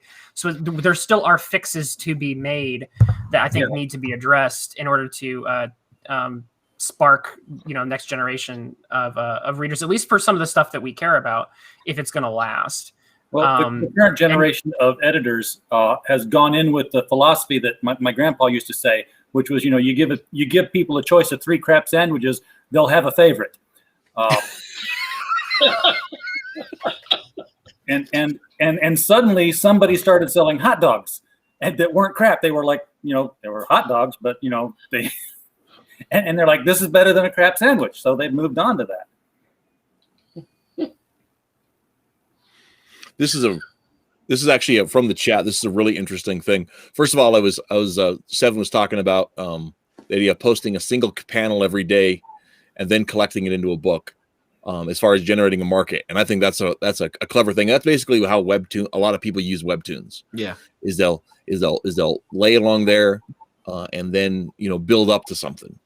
The one problem with that is because layout in books, the physical, if you're going to have a physical book, the physical layout, not everything is going to translate. Yeah. We're looking right now at taking some of our webcomic stuff and putting it into a book, but it was formatted for the page. So there's a page turn. There's a scroll point on the pages, but some of them are, they're longer. And so that's going to end up having to be a double page spread. So it's going to have to be completely redone because it won't fit on a regular page. But one of the things he points out that I think is really interesting, that with comics, there are basically 3 markets. And with comics, you can address the 3 different kinds. There's the quantity market, which is what you're talking about, Tyler, right? People just want stuff. They want their Netflix. They want their Amazon. They want just stuff, right? The quantity market, the quality market, and the luxury market. So, and I think that's really something to think about, that there really is a situation where there is a market for physical books, and then there's a market for, your hardback prestige format stuff. But there are people that they just want something to spend the time on. They're on the bus, right? They just want to read whatever, thing they can get their hands on while they're on the bus, and whether that's a cheap paperback or whether that's, a digital book. It's the same. That's kind of the meat in the same kind of market. Yeah, are you writing for a consumer base that only wants to pass, literally, to just kill time? Or are you writing for a consumer base that primarily wants something that actually, I don't know, affects them in such a way where they literally want it on their bookshelf because it touched them? And so you could do both. I think there is a way though that you can do both. I mean, I pirated Nailbiter, all 6 volumes, baby. I read that whole thing, and I read it completely for free because I pirated it. And when I was done with it, I was like, this was probably one of the best comics I've ever read. And so I went to my local comic book store the next day, and I bought them. So I think, but I binged it. But I binged all 6 volumes in 2 days, and then I was like, that was so good that I need to have it. Whereas I binged 300 chapters of Dragon Ball Z, and I was like, that was great. I have no need to to have any of this in my I used to have Comixology, and I'd read a bunch of Batman books on there, Spider-Man, even the old stuff, and I'd be like, that was good, but I don't think I need to have that. Whereas there are some where I was like, I have to have that. But making it accessible, if I had to buy it first and then I read it and I was like, that sucks. Well, now I'm stuck with it. But if I read it digitally first, I can go, okay, that was really good. I now and that actually money. That actually goes back to my growing up with the spinner rack, right, in the grocery store and stuff. Is we had, and for those of you guys out there who don't know, a spinner rack is a metal carousel they used to have in comic shops and grocery stores and bookstores that would turn near mint comics into fair comics in the course of about a week. And because what's a carousel? You whippersnapper. It's a thing that goes around. Anyway, so because what it is, you'd have these books that were in this thing, and you go up there and you'd flip through them to see what they had, and you'd try not to bend it really well, but some people wouldn't care, and eventually they just flop over. But I'd preview every book I bought. I'd look at it and I'd check the first kind of thing because money's tight, and I'm spending $1.25 a piece, so I get $4. I get 4 comics maybe. So I got to flip through. I got to make sure it's really worth my time. So I caught up on stuff just at the spinner racks, and it was the same kind of thing. I said, "Yeah, but you want my money? You're gonna have to earn it." But you see, look at nowadays. You have these kids, and I hate when people say, "Oh, these kids don't have money." These kids have money. These kids have credit cards. These kids own Bitcoin. They don't. But they watch their favorite YouTuber, and the YouTuber does hours of content that they're, giving for free. And then they go, hey, I just made the David Dobrik sweatshirt. It's $50. And the kid goes, oh my gosh, I've been watching your stuff for a year. I need to have this ridiculously overpriced sweatshirt and stuff. So I think there is some, if, Marvel were to put out some stuff digitally, I think more kids would be like, oh, I can read it because they're on their phones all day. And they go, oh, that was nice. Now the stories need to be good. Or maybe those are the stories that maybe the stories that they're putting out right now are what the kids in this generation want, and they think they're good. They're just not seeing them because they're not at comic book stores. Maybe us elderly people, you guys, maybe we don't think the stories are good, but maybe they do, but they're just not able to read them because they don't even know where to read them.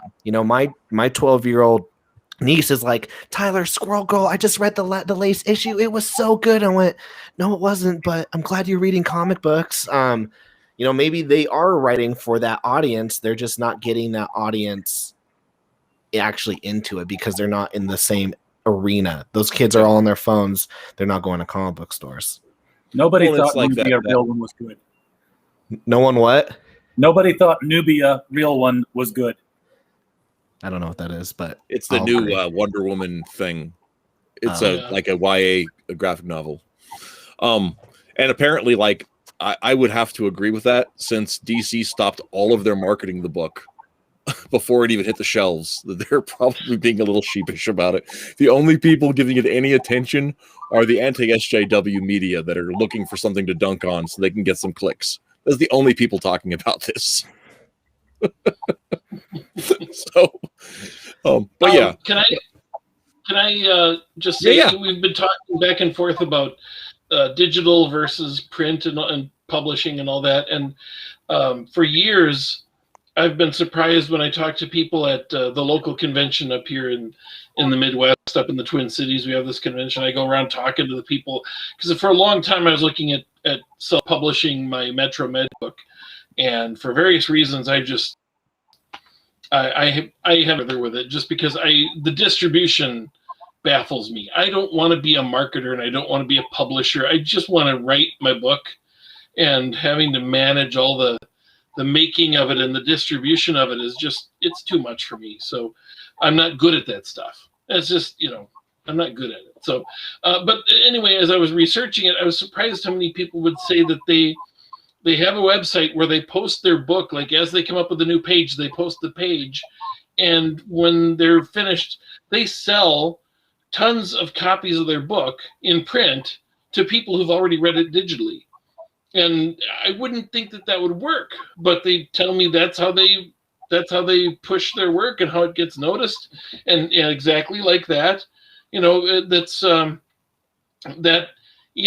a portion of the people who read it will pay for it, but given that giving it out for free gets a lot of eyeballs, then the portion of it is enough for them to live on. And that, I think that there's some hybrid notion of this, and that's kind of what I was talking about with this, that the Wonder Woman of the month and the Man of the month and all the other smaller titles of the month get in one book or a series of books, because I'm sure it's too much, of everything that DC publishes in a month, but or around a theme or whatever. But you release it that way. You also release it as the monthly pamphlet. You also release it as a trade paperback collecting the 6-part story for that one character, and but putting it out digitally, and maybe even putting out a lot of it for free, or like you say, giving $1.99 a month is basically giving away your books for free. But if you could get everybody to give you $1.99 a month, it might be more than what they're making now. But I think there's a lot of value to both, and we don't have to decide it's got to be this one way or that one way. I think there's going to be people who love this in different formats. And I think that there is I think there is a way to take a digital reader and turn them into a physical reader. But I don't think you have. But I think the way to do that is not to cut out either product, right? Yeah. And I think the way that, like, DC started doing. Here's the thing that's really frustrating. DC started releasing their collection digitally in like '98, and then they stopped and pulled it all off, and then they did it again, and it's been so hit and miss on it. Like, they had the opportunity to really, and Marvel actually had a similar thing in, what was it, 2001? Because I read like the first year or whatever of Ultimate Spider-Man, and I regret every moment I spent doing that on the Marvel's web platform. I hate Brian Michael Bendis's work so much. I can't even express how bad it is. He does have a terminal case of Joss Whedon's disease. Oh, I think he may be a carrier. I just read. What? You know what Brian Michael Bendis needs? A new form of comic book. We've seen the comic books with the lenticular covers and the kind with the chromium covers and all the different gimmicks. Here's what Brian needs: pop-up comics.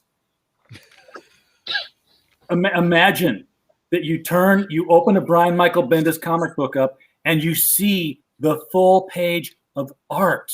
You can see all the art because all the word balloons spring up at you on little spring-loaded wires, and they're just floating above the comic, and they don't get in the way of the art. And you can move it aside and just look at the page and then push it back down and turn the page. And here comes another set of word balloons. Oh my god! How dare you, sir? How dare you make fun of the balloon lord? I'm just putting them on strings. Yeah. Balloon Lord is a good character name. I want Balloon Lord. He's Balloon Michael Bendis. Balloon Michael Bendis. That's amazing. I just read Powers, the first volume of Powers, for the first time. People have been talking about it for years, and it's such a overrated book. It's ridiculous. It was okay. I enjoyed some of it. Some of the stories are pretty. Some of the stories are pretty good. It was ridiculous. Anyway, but yeah. So I've given my suggestion. Hutch has given his suggestion. Tyler's given his suggestion. Doug Ernst, what would you do to fix comics? Well, you did touch on some of these already. So we touched on marketing, more for kids. So I could either go. I'll throw out 3 broad things, and you could focus me on whatever you would rather me talk about. Okay. So I had editors, intellectually curious writers. Then I mentioned the Disney problem, which is Disney has a very specific branding, and when you do that, you get stagnant. So there's no way to really just like rip Marvel from Disney. So I don't know. And yeah, those were, I guess, editors, intellectually curious writers, and the Disney problem were the 3 that I didn't talk about. So whatever you want me to talk about, I'll talk about. I would be interested in your discussion about the Disney problem. What do you guys think? Yes, solve Disney. Yeah. Go. I just think that it's something where the AT&T problem. Sorry, go ahead.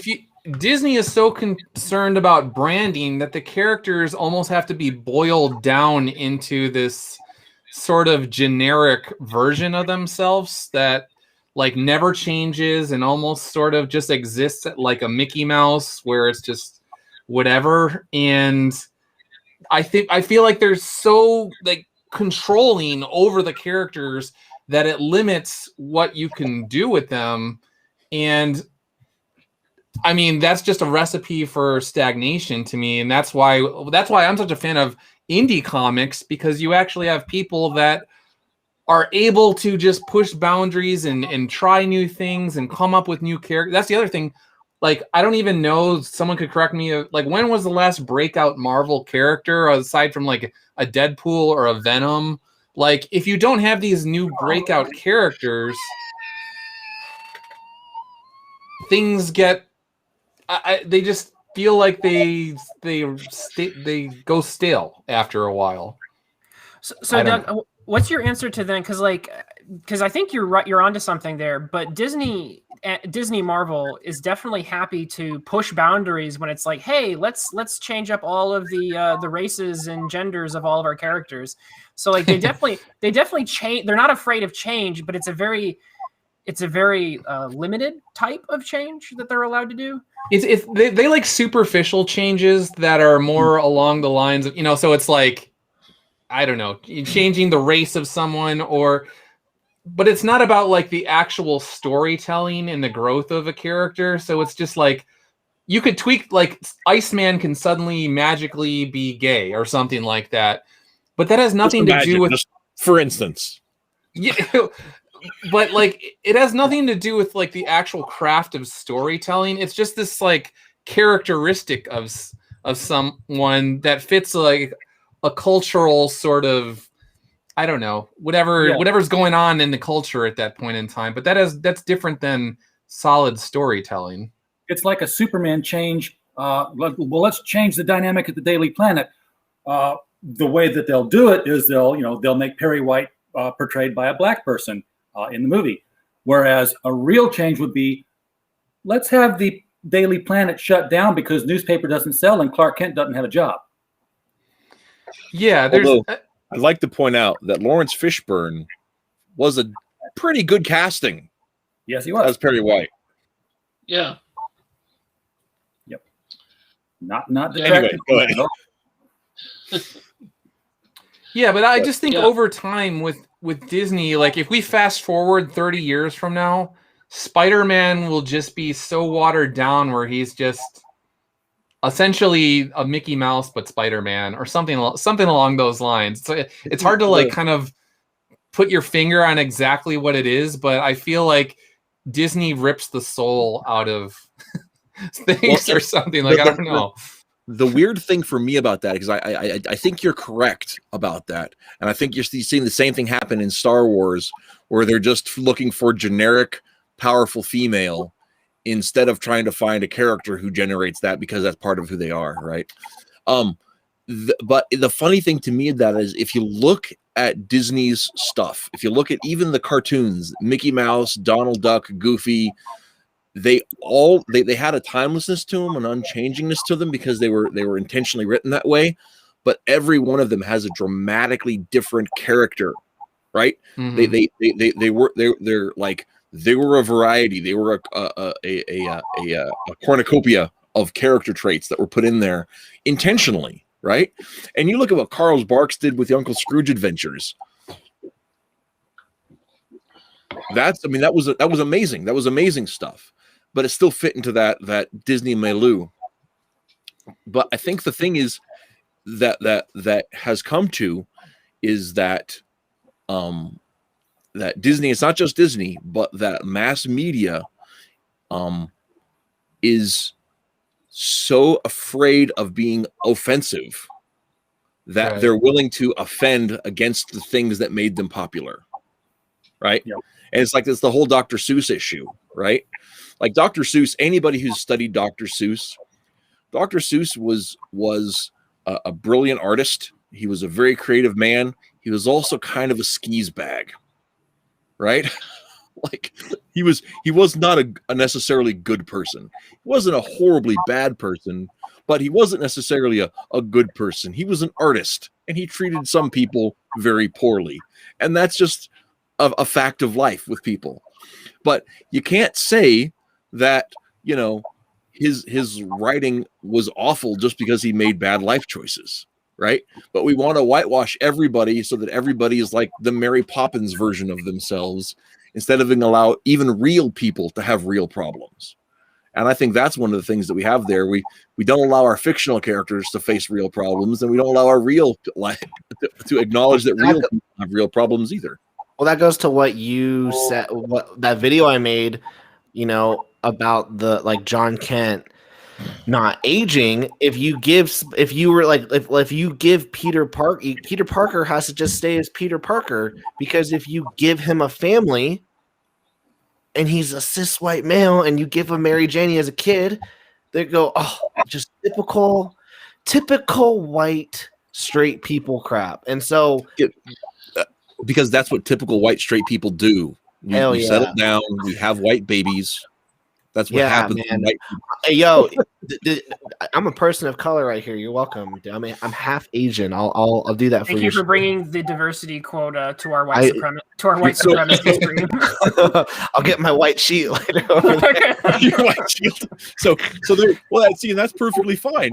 And I also highly applaud you having, you know, quarter Asian babies too. So congrats. He's a cutie, but like, man, I love babies. I love babies I love all babies. They're more afraid babies to change the status quo, because if you change the status quo, you have the opportunity to offend people. So instead of offending everyone, Peter Parker is just going to stay as Peter Parker. You know, you do actually, and I think that's coming to that point. I think there is a real place in fiction for characters that are static, that don't change, and that, as Stan Lee said, you have the illusion of change, right? So, like, and I think that some universes and characters can fit themselves really well to that. But at the same time, I don't think the Marvel universe is one that allows for that. I think that I honestly, I've said this for years. Spider-Man, right, should have been basically retired as a character. He had a great trajectory going, and then they ruined it. I was like, he's married, and then it's like, you're going to give him a daughter, and he's going to have like, it was so awesome, all this sort of, and then it's like they just ripped it, and you're just like, these characters have a natural projection, and like I just felt like, yeah, if you trap someone in this sort of arrested development sort of area where he's like, oh, well, we're just going to have endless hookups with Black Cat, and maybe he'll hook up with MJ, then he'll go back to Black Cat, then maybe some other random chick will jump in like for a year, whatever. Like, it gets like, okay, this is dumb. It's like a groundhog. It's a nightmare. It's like a Groundhog Day sort of situation. Speaking of Bendis, look at like Superman. Peter J. Tomasi, Patrick Gleason are, it's Superman. He's a family man. He's going on adventures with the son. Bendis comes in. What's he do? Son and wife are dead. Exactly. Right? And the crazy thing to me about that is, like, if he really wanted to write Superboy with the Legion of Superheroes, he resurrected Connor Kent. The one thing Bendis has ever done that I was like cool with was like when I opened that book, when I opened Young Justice and Connor Kent was alive, I was like, look at Matt. So issue 1, issue 3, and issue 5 were all good. And everything else I've read from Bendis, I've been vastly disappointed in. With comics as well, I'll tell you, I had a hold. I had a hold on my Batman at the comic book store. It ended for a little bit after, like, during Tom King's run, and then when what's his face, James Tynion came onto it. I like James Tynion as a writer, so I came back and I started reading all of James Tynion. He did the Joker War, and he was building up these massive stakes. Bruce Wayne lost his fortune. He wasn't a billionaire anymore. Like, he's taking over all of his assets. I'm like, this is so cool. There's a final fight. He does a fight, and then Batman beats him. And then he goes to see Harley Quinn, who's in the hospital, and they're like, Joker got away. They're looking for him right now. And I remember chucking the comic across my room, going, how is it that this guy still can't beat this homeless clown? Like, how is it that he still can't beat this homeless clown? And I went to my comic book store and I was like, I can't do this anymore. I break up. It's over. I'm not. They go, but you've been buying Batman from us for like last 5 years. I'm like, not anymore. He can't. Batman's not cool anymore. He can't beat up a homeless clown, so I give up. I got out of Batman during the Tom King run. I got back into it when Tynion took over, and I was like, "Oh, this is so good! This is so good!" And then I got like some 1970s Denny O'Neil Batmans, and I realized that James Tynion was so good because the bar had been set so low before he came on. That it's like when you walk out of 20-degree weather into a 50-degree garage, you're like, oh, it's nice and warm in here. No, maybe that's why I thought it was good, because Tom King was so bad for so long. I mean, I loved the Snyder run personally. I really loved Scott Snyder's run, and then Tom King just went. And so, yeah, I mean, there are no stakes in comics anymore. They can't die. So that was my point in that video that Matt that you brought up. They don't age. It's just a status quo and stuff. Well, and one of the things, like, no, this is Let me just take on just a 3-minute rant here about this. Is that a physical book? I need 5. Tyler's like, I don't even know what that is. It's sheets. Is that wood? Is that colored wood that's been stuck together in sheets? Gross. What is this? We printed it out. We printed a digital comic for the purpose of pulling it up. This is DC Forge. This is like multiple characters taken from multiple timelines throughout the DC history and brought together for like a DC challenge story. Only the DC challenge was actually better. This is the hair-powered Starfire, by the way. Starfire, you remember how in the George Perez she'd fly and her hair would be like stretched out for 1.5 miles? Oh yeah. In this story, we find out that that's literally her hair. She is Medusa Rapunzel powered when she flies, because she leaves big old chunks of it behind for the bad guys to pick up to trace her, because she wants them to trace her. Literally, she's holding what she's holding in her hands when she lands would make locks of love faint, and she still got it down to her waist. It was completely stupid. And this is Dan Jurgens, who freaking knows better. But at the end of it, one of the Batman character they got was the 1939 Batman. And Wave Rider is taking him back at the happy ending when everybody's going back to their to their personal timelines, right back when they were taken from. And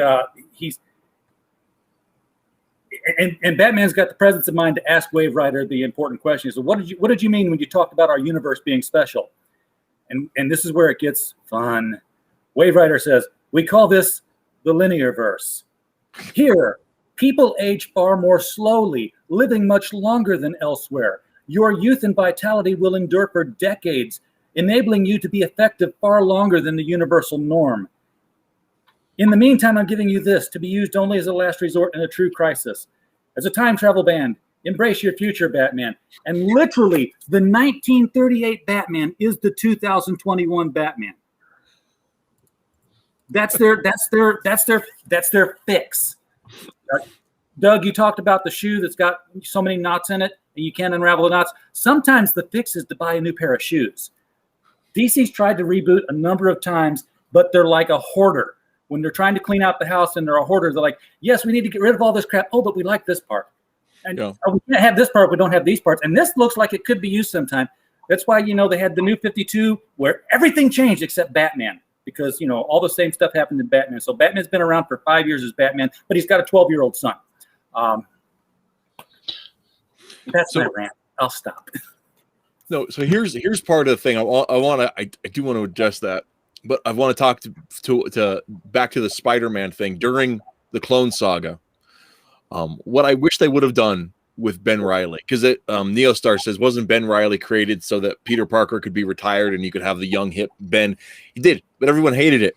But the reason everyone hated it, I believe, maybe I'm wrong about this, and Doug, you could tell me if I'm wrong about this. I know what you're going to say, and you're right. Is because they were retiring Peter. They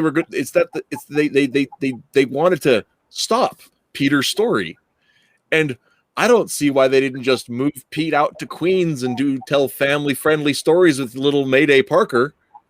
Yeah, it was that, and also the constant, the character you've been reading about for the past however many decades. Initially, when you thought it was like, they lied to me, it really wasn't Peter Parker. I don't care about clones, but don't tell me that the character who I read in all these stories, it wasn't really him, it was another guy. So it was a combination of both that, the idea that you can't tell stories with Peter anymore, and also this almost and then I woke up sort of, I don't know, a dishonest or sort of like a cheap get out of Peter Parker free card or something like that. I don't know. It's terrible retconning to do that. That's probably one of the worst types of retcons, because one piece of writing advice that I think is very that I definitely see violated a lot is your readers are they're reading for the dopamine hit, because that's what this all is. That's what escapism is, because we get invested in the lives of these fake characters, these fictional people, and we're rewarded. We get that dopamine hit when we invest, and our investment is rewarded. Oh, hey, I read more about Peter's life. I'm rewarded by my investment paying off, by seeing that character do cool things and for that character himself to be rewarded. And so it is the worst type of writing fallacy to punish your reader's investment. When your reader is investing themselves into a character, you don't punish that. And that's what I think that was one of my biggest beefs with Tom King's Batman 50, because people were invested in the idea that this marriage was going to happen. And they were deliberately punished because of that very same investment.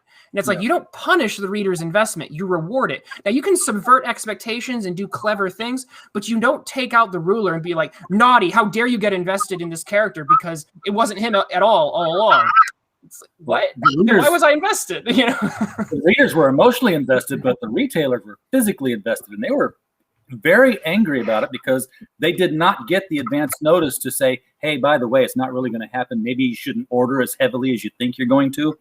Mm-hmm. Yeah, the investment takes a double meaning there. People actually physically, monetarily investing, as opposed to just the emotional investment that people have. But don't punish the reader's investment. That's stupid.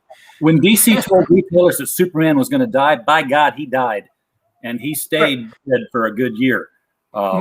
I think most of the biggest kerfuffles in comics, when you look, it was One More Day, the marriage one, the Clone Saga, they tend to be around that issue. It's when readers were invested in a particular storyline or a particular character, and they felt betrayed and felt punished. Even I've been following this character for 10 years. This is what you're gonna do. If you break the trust of your reader as the writer, like, what are you thinking? Like you said, you could subvert expectations, but some people think subverting expectations is just being a jerk, and you're just like, no, that's just you being a jerk. That's you, Ryan Johnson, or whatever. That's not Right. Well, and that's like, it's like if they would have said, okay, there's a question in the Clone Saga, is Peter the real Peter or not? Oh, okay, we find out that he's the real Peter. We find out MJ's pregnant. We find out Peter needs to dial it back. So he's going to move back to Queens. He's going to, Aunt May's dead, as she should be at this point. They're going to move into the old family place. They're going to raise their daughter in Queens. They're going to have fun adventures with the fabulous frog man showing up. They're going to foil weird bank robberies in the suburbs. And Ben Reilly has gritty, dark detective stories in Manhattan. I mean, the best of both worlds, people. You could have had it all, Marvel. Right. Well, it's like listen. It's like when me.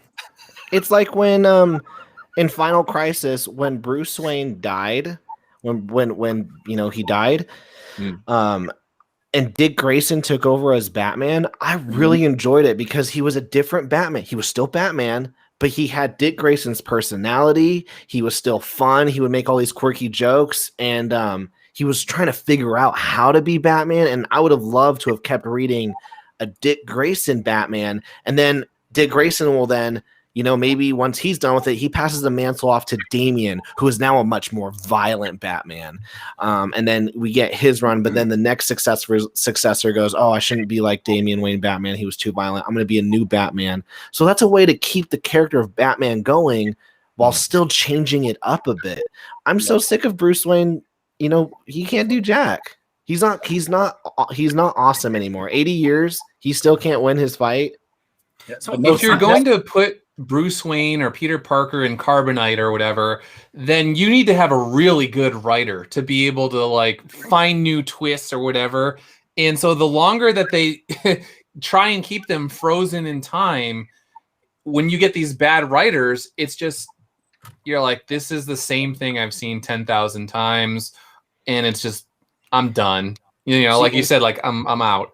And here is the secret. Here's what I think the secret is to that, right?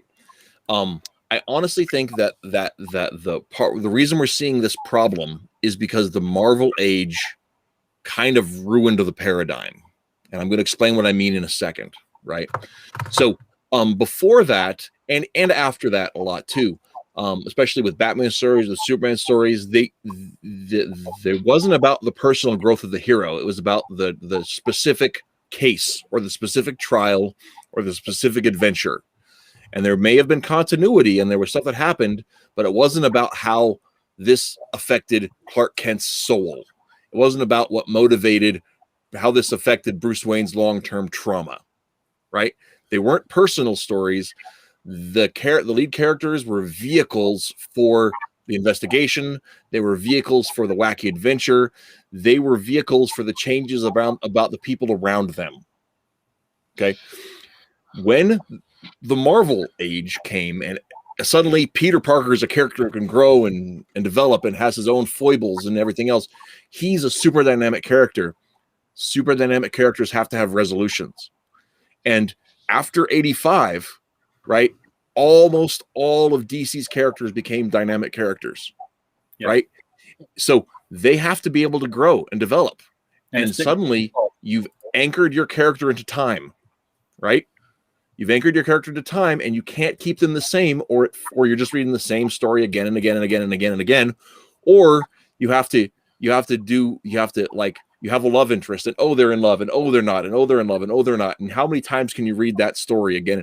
And this comes to the idea of the homeless clown thing. He can't beat Joker, right? Well, it didn't matter in the 70s because it was about the caper. It was about the escape. It was about the plot. It wasn't about what Batman can or can't do. It was about the adventure.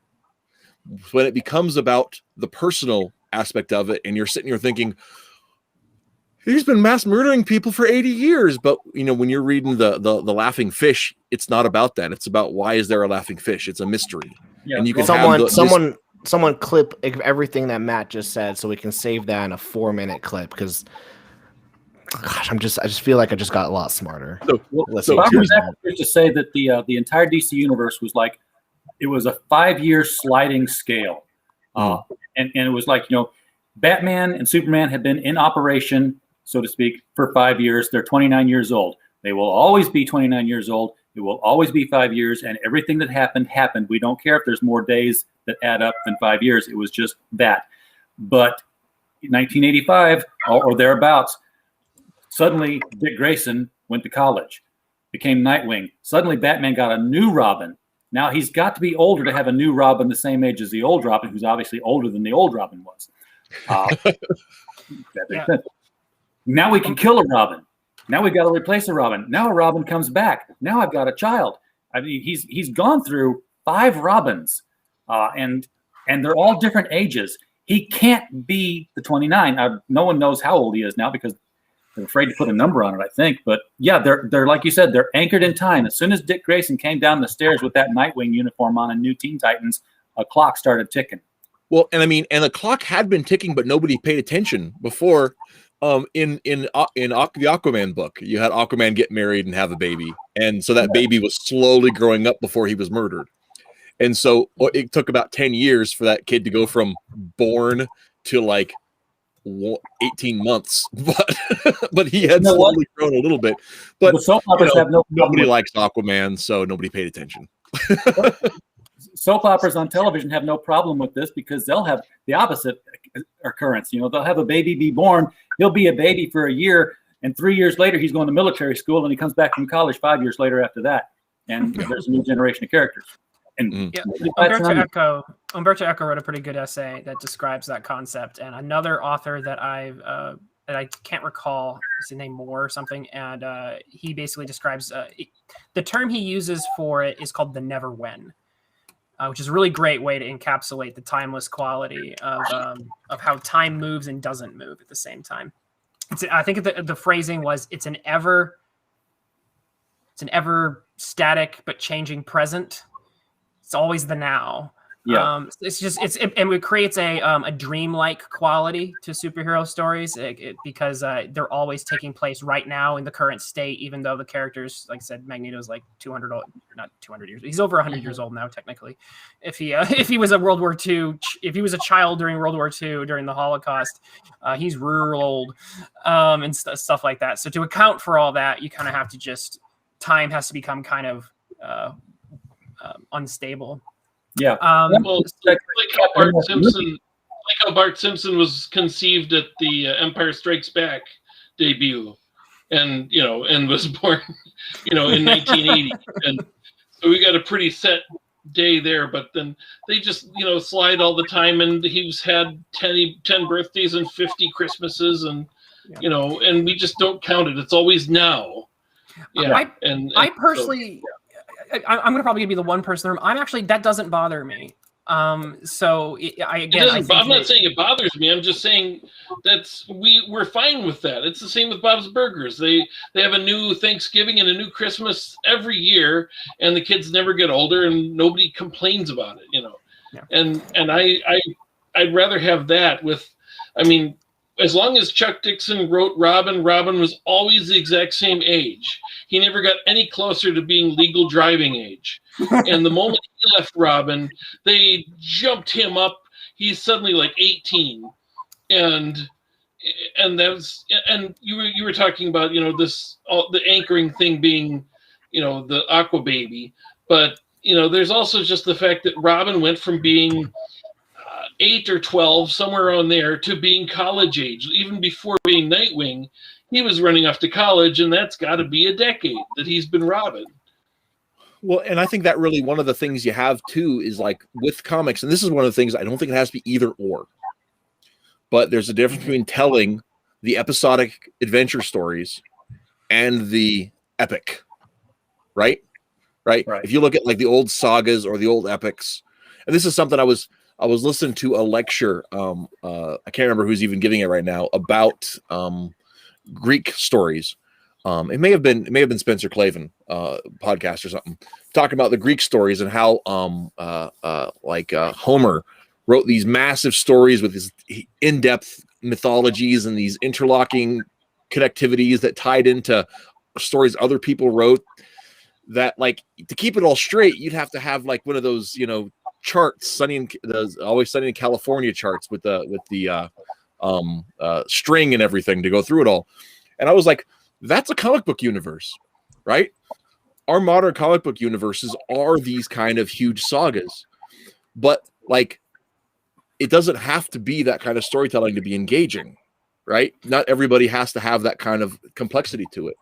Well, and I know when we set out to with our comic universe back in 2005, when we started it, we wanted to tell the saga, right? And so we made the conscious decision. We have a fixed timeline. Everything happens at a fixed point in time. And that's gotten really awkward as long as it's taken to get things together, because our webcomic with our Forces kids, they're high schoolers in yes, that's true.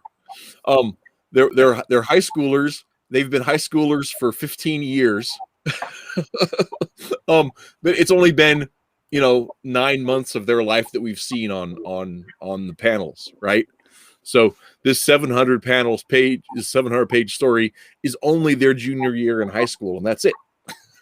So, Archie's been in high school for 80 years.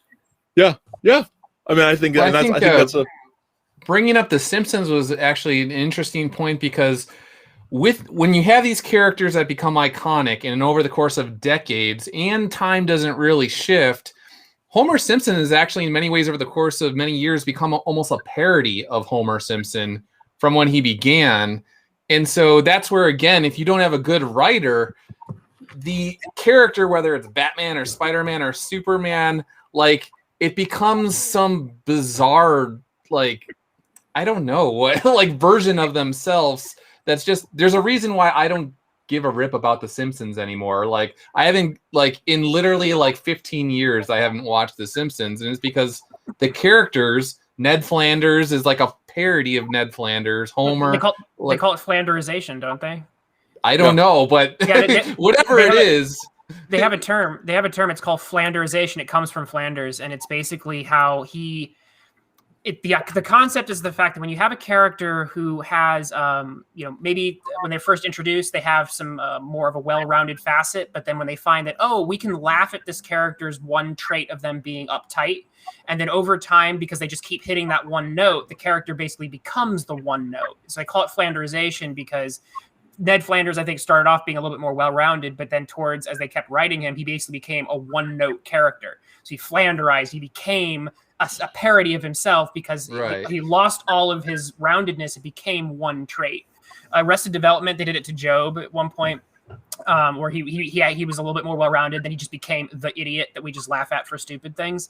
And so characters will sometimes over time just like lose their complexity and then be reduced to like one or two traits. Yeah, like I'm not a DC guy, but like I feel like Batman is one of those where people are just like, he has to always be depressed and he is depression personified or something like that, where it's just like, that's the annoying thing about that is, I've been reading Batman for a while. That's new, right? Like, and when Dixon and like Chuck Dixon wrote was so good at writing the immortal character, right? Where he'd give changes to the universe, changes to certain aspects of him, especially with Tim. You saw Tim grow up quite a bit in the year of time that he spent under Chuck's tutelage, right, so to speak. But Batman was constant, and he was constant in a way that didn't seem maladaptive and it didn't seem uncomfortable. It was just, I'm sure that was part of, that's how, because it wasn't just Dixon. I mean, Alan Grant did have a similar hand to him too back in the day. So I'm sure that was a Denny thing. Said, Batman has to stay this, but it was always interesting. And, that was one thing that Batman didn't change in the 90s. But he wasn't unaffected by his traumatic past, but he also didn't let him dictate it. And it was one of those things that other people around him got to change. I have to disagree just a little bit. I read the Obia Man, the story that killed off Tim's mom and crippled his dad. And if you read that, you're going to see a Batman that is almost alien to the character that we know now.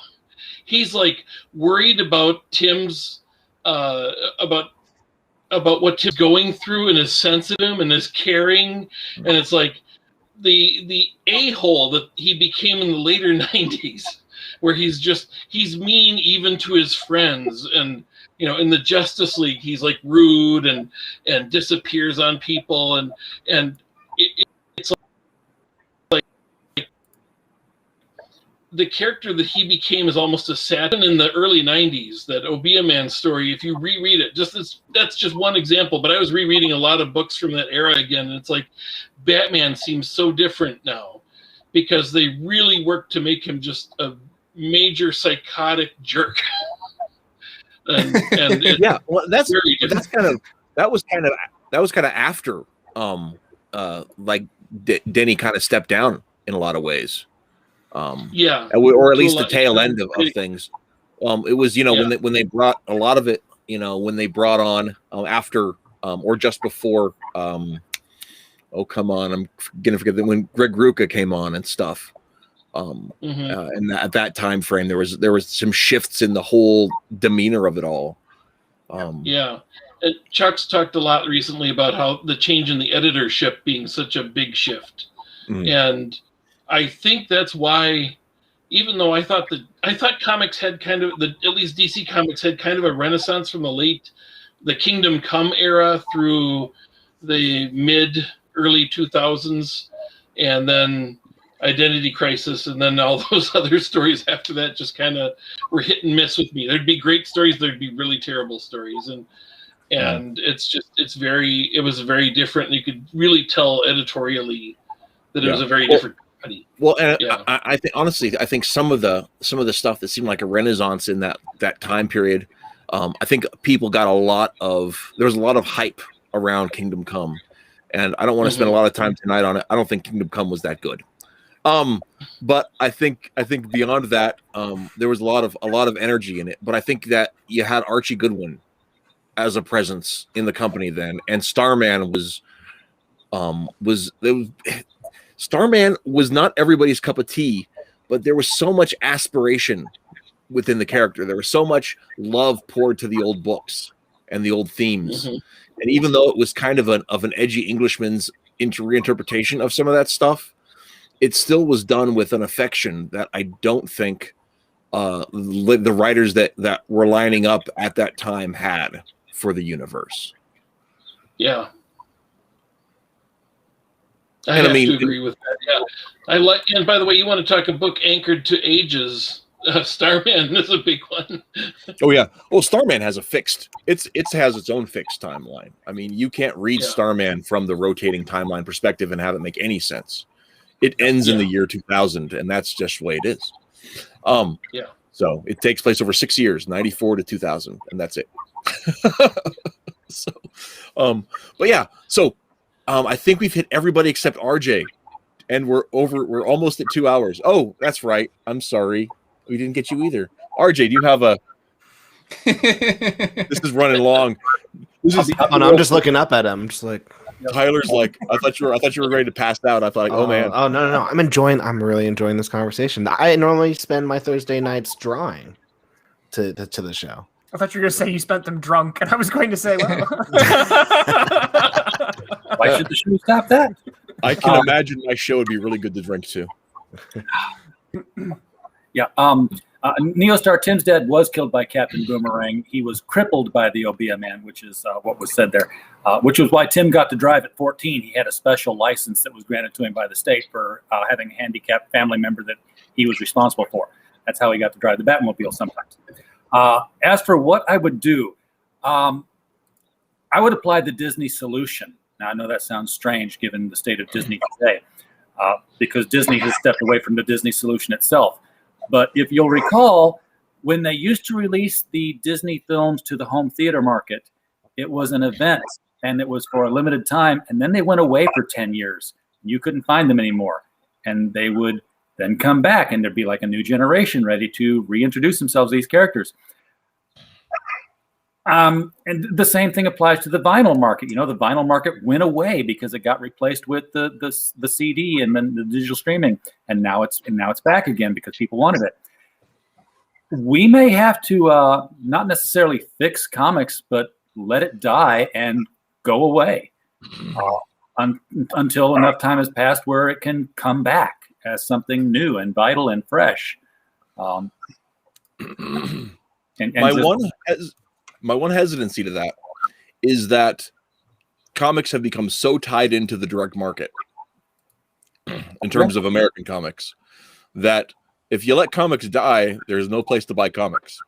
Musicland. Remember? We let Musicland die. That's true. Walmart will save us all in 10 years. Walmart will save us all. The only place you'll be able to buy comics is Walmart, and they'll all be roosters. But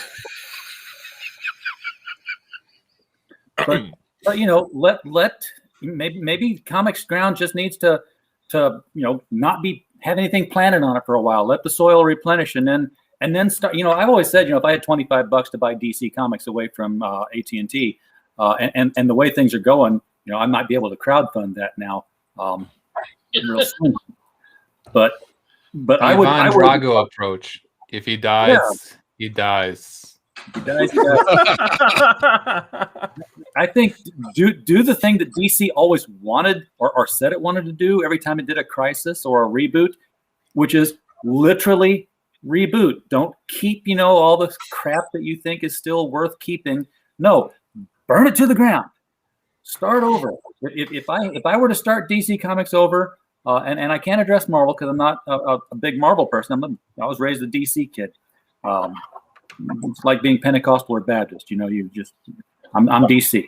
I would start over with, the introduction of Superman, the introduction of Batman. They're day one. They're starting out. You're not going to get Robin for 5 years. It's going to be Dick Grayson. He's going to be 13. He's going to stay that way for a very long time. See, I think there's some real sense in that. You look at like the Ultimate. I dislike the Ultimate Universe, but I would be a liar if I didn't say that brought a ton of readers to comics. Now, they didn't all stick around, and the universe was not built to last. And Brian Michael Bendis just ripped off Stan Lee entirely for years. Balloon Michael Bendis. I'm stealing that, Doug. That's a great term. Didn't they do that with DC, though, with Earth One, the Earth One graphic novels? But the frequency of them has just not been enough. DC had the perfect opportunity for this. DC had the New 52. They had 52 universes which were distinct from each other.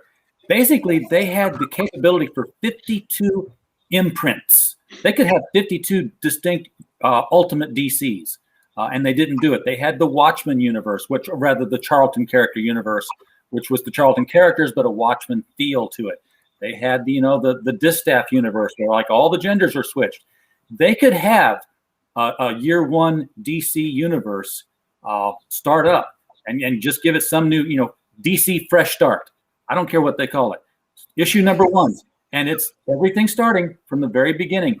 They can run in parallel to the other titles, have nothing to do with it. Ultimate Spider-Man had no impact at all on Amazing Spider-Man. Mm-hmm. Ultimate Fantastic Four didn't bother with Fantastic Four until they did. And then it was a mess. But there's no reason why they can't say, you know what? We can start over and not start over. Yeah. I think it's a great idea. How do you get those new people, though, buying the book? You advertise. To where? The same way you sell your crowdfunded book. You spend 6 months drumming up interest in it, saying, this is what's coming. This is what we're going to do. You make a big promise like this. You tell them what you're going to do. And then when the day comes, people get exactly what they thought they were going to get. Or imagine this, right? If Marvel had gone through and like taken the movie continuity and said, oh, hey, this is the new continuity. This is what happened. We're not telling those old stories. We're telling entirely new stories based upon this wildly profitable thing. You want to get the whole saga of the Marvel Universe, you're going to watch the movies, you're going to buy the comics, you're going to buy the novels, you're going to play the video games because everything's in continuity. and it only fits one way. We're not, and just have it like that. Marvel could have an MCU imprint where all the characters and all the stories are set in the MCU universe, just like the Star Trek novels are set in the Paramount universe, except, when they don't want them to be. But that's comics. You can do that. So, yeah, I think that would be doable. Anybody else have a comment on RJ's idea, or we're going to move on? I love it. That good. I love the whole idea of rebooting from. That's why I wondered why they didn't do that when they did the New 52, and it's like they did the New 52 and they rebooted most things, but Batman just continued on as was. Only now with a 5-year time, no sense. And Green Lantern, because Jeff Johns was selling books. I was just getting to that. Yeah, that was the other one. Yeah. Oh, sorry. Yep. Yeah, Batman and Green Lantern do the whole job because it's Jeff Johns' baby. That's left alone. But everything else gets rebooted, and it's like, no, it should be everything starts afresh, Yeah, and so everything's on different timelines now. It's like on the CW right now. The Flash has made reference to Clark, which they're talking about Superman, but Superman and Lois is set 13 years in the future from the current timeline because the twins that he had during Crisis are teenagers, unless they went through some Brian Michael Bendis spaceship trip and came back, which they didn't. So. Or it's like Wally's twins that aged 10 years in 6 months. Yeah. I kind of assumed that when the Crisis on Infinite Earths happened and he's told you have to go see your sons, I figured something that his whole history got changed and he'd had the kids for years and he didn't know about it. Well, he had one kid when Crisis started. That was why he said twins, because when Crisis was over, he had 2 of them.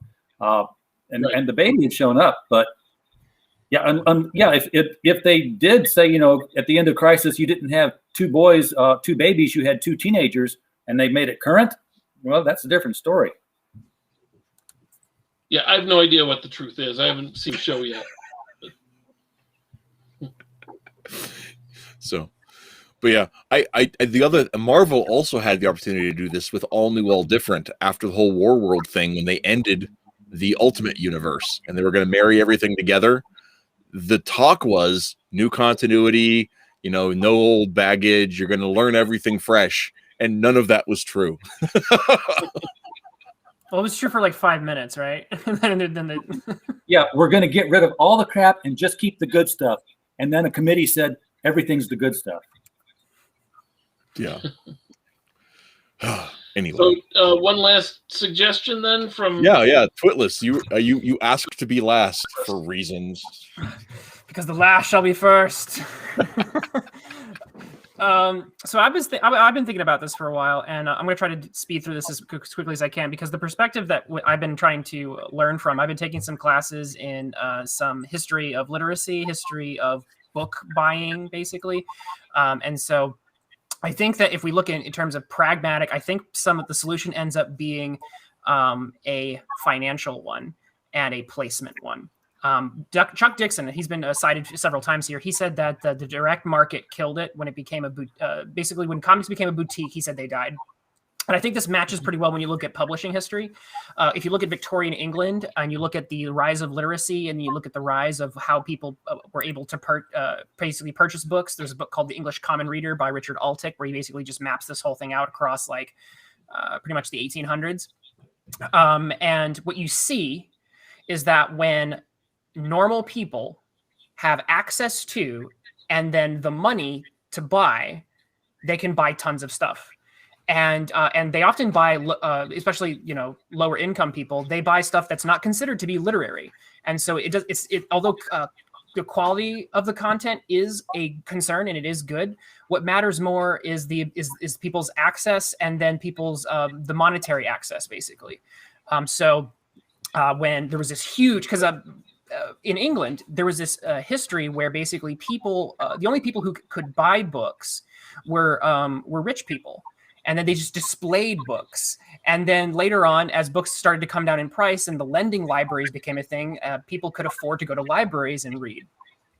And so, like I said, then things kind of increased. When they were finally able to print the what they called the penny dreadful, and it was literally just like, pulp fiction, often very violent, often very sensationalistic, not high quality in terms of literary value. People ate that up by like the truckload. And people people talk about Charles Dickens, but there were people who outsold Dickens by like a long shot at the time. And they just, it was basically the comic book of their time. In America, one thing I've been studying is the children's picture book market. And basically that market invented itself for libraries to consume. And again, they were targeting a more literary form. And so basically the people who purchased that were librarians, and they curated the taste making of, generations of readers, but that was all located at the local public library. Well, at the same time, and this was something that librarians were furious about, was that children would, as opposed to reading, The Little Engine That Could and buying The Little Engine That Could, because no one really bought those books in mass quantities. Librarians just had them at libraries, and people had them at schools. Children would take their allowance money and go to the local supermarket and buy comic books. And they bought them. I think I read one statistic that said 2 million comic books were bought a month at one point, at like the heyday of this. And like I said, librarians were furious because they should be reading stuff that isn't superheroes and all the violence that they have in there and everything. And so this was basically these are historical snapshots of when comic books were successful and were at their peak. Well, now if you look at what we have now, comic books really aren't anywhere except for one place, which is the comic book store. And I think that is the problem. So if you're going to fix anything, I think you got to fix that. And so my two-pronged solution is to bring back the spinner rack and because at my local grocery store, we actually have a little kiosk type situation. It's centrally located. It's got all the cheap DVDs. And I can't tell you how often I pass by and at least take a look at what DVDs are on that shelf. And those DVDs are friggin' cheap. And if you can take a $250 million movie and you can eventually shrink down the price point for people to just pluck those DVDs off the shelf and then scan them at the checkout line, you could, I think, realistically, and I think that's why I think RJ had the Archie comics, because Archie is one of the few ones who actually still are in mass. And you said your son buys them, right? Yeah. $8. Okay. He buys them. Does he buy them is it the grocery store? Yeah, Walmart. There you go.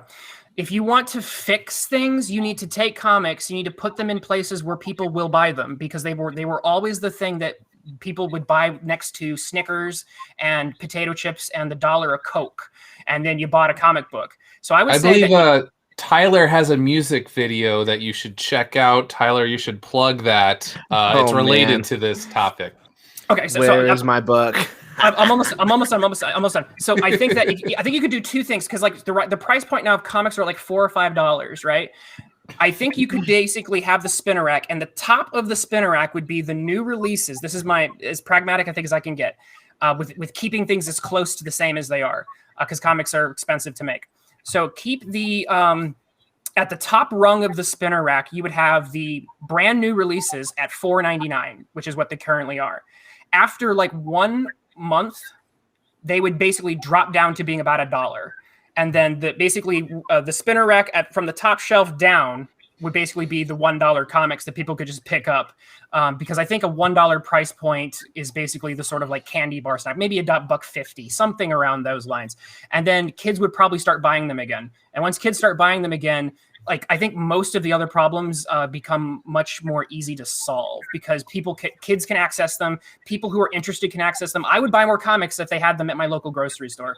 I'm not taking the hour-long round trip to go to the boutique. And here's the thing, is that if you have a healthy market at the supermarket, then that would actually boost the boutique market eventually, because people would go, oh, I missed a back issue somewhere, or I want the trade paperback of something. I'll go to the boutique store and pick up a statue of Superman or something like that. But I think that when you look at the history of publishing and how that works, it boggles my mind why everyone is just focused on the boutique comic book store, and is like, you got to get them back to where people bought them. Twitless, when the direct market came out, and you can find this if you examine back issues, both markets existed. And you could tell if you looked at the comic book and the little white square had a barcode in it, that was a grocery store comic that went through the magazine distribution network. If it was white or it had like a house ad on it, that was a direct sales win.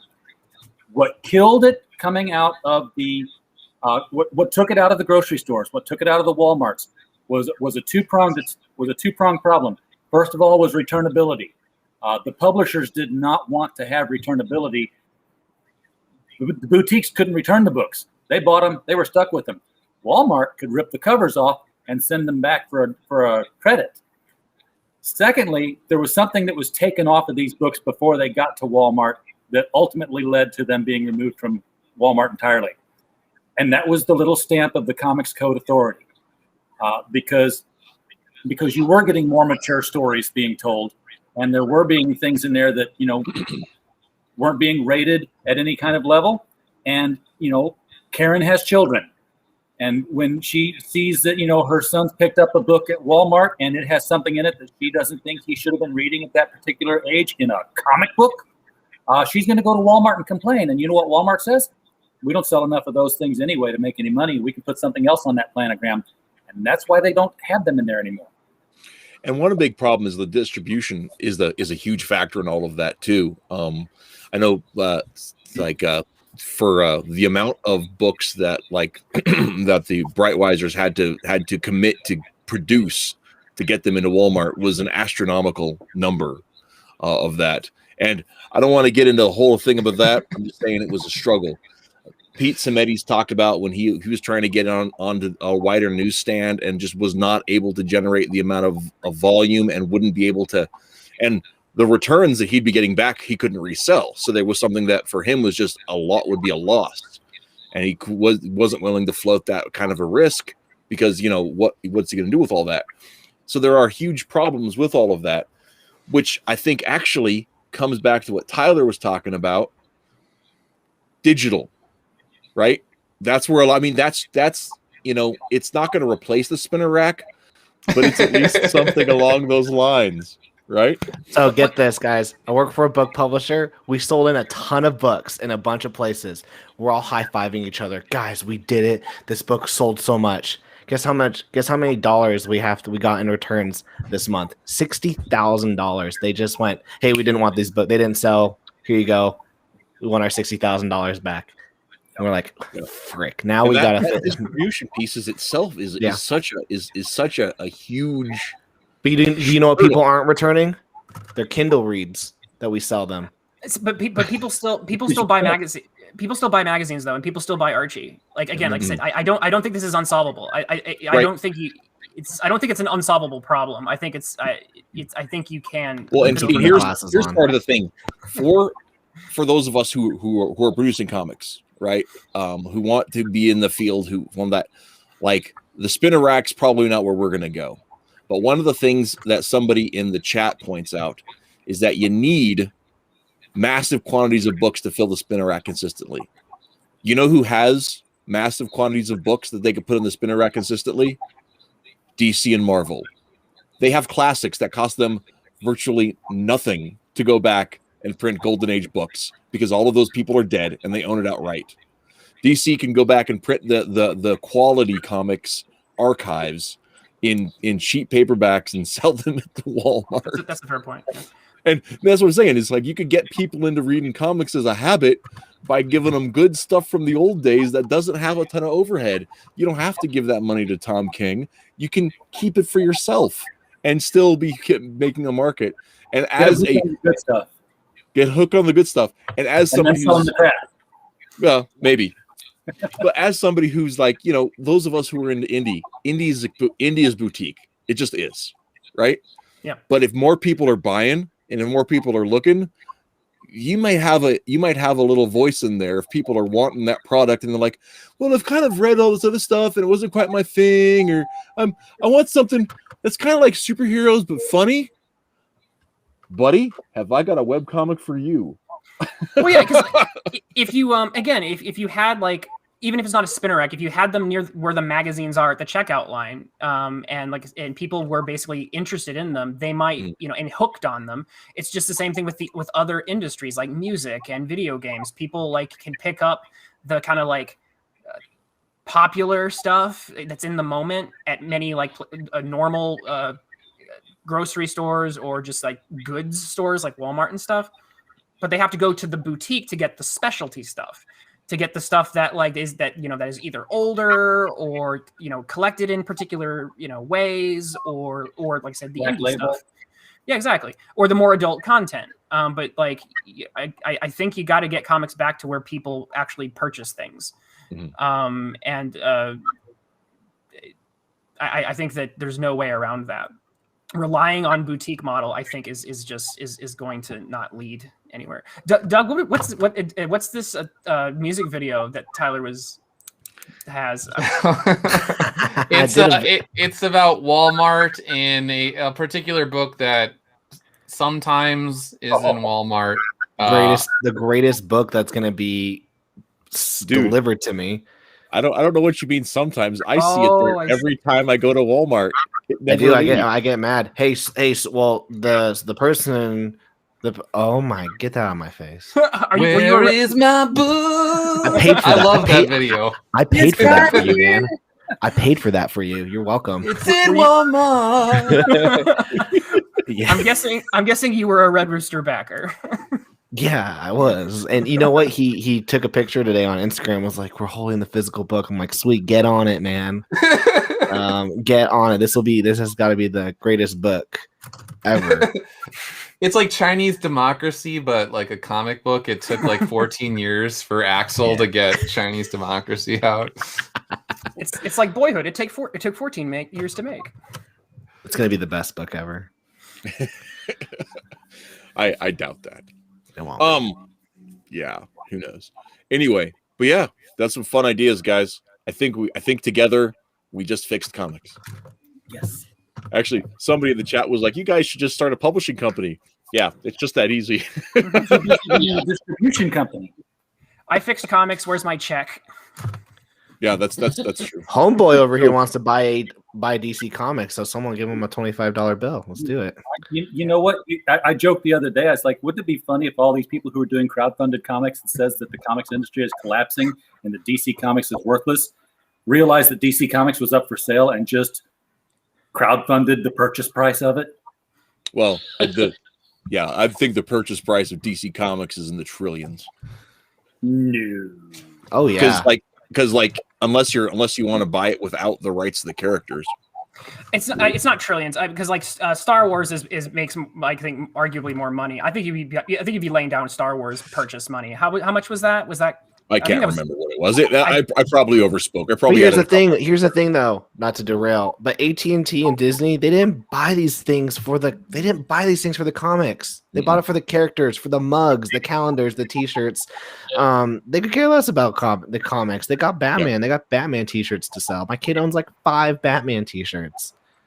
In other words, just buy the publishing, and they still get to make their movies because, as what's for sale? Again, going back to Chuck Dixon, he was just talking about how they make no money almost because of renegotiations that happened a couple decades ago after Jeanette Kahn left, after Paul Levitz left. They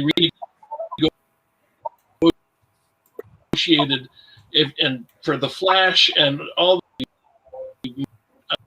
a much smaller cut. And the people who created them don't get the pay should. So, as long as that was left in place, they wouldn't care if somebody else bought the publishing. So this is me off by a factor of 100. Fine. It's all funny money anyway. I was $4 billion. That's pocket change. That's well, I've got that in the hole in the backyard. I don't.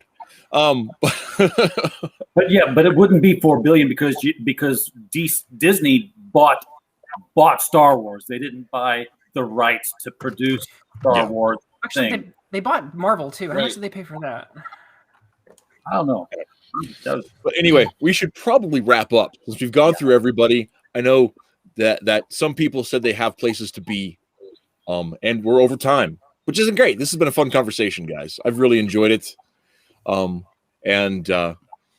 if people want to stick around and shill their projects, those that have them, feel free.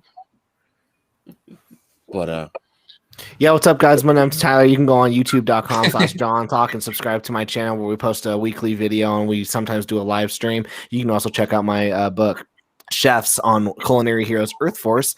You can check it out on Webtoons since we canceled our Kickstarter that funded in 3 hours.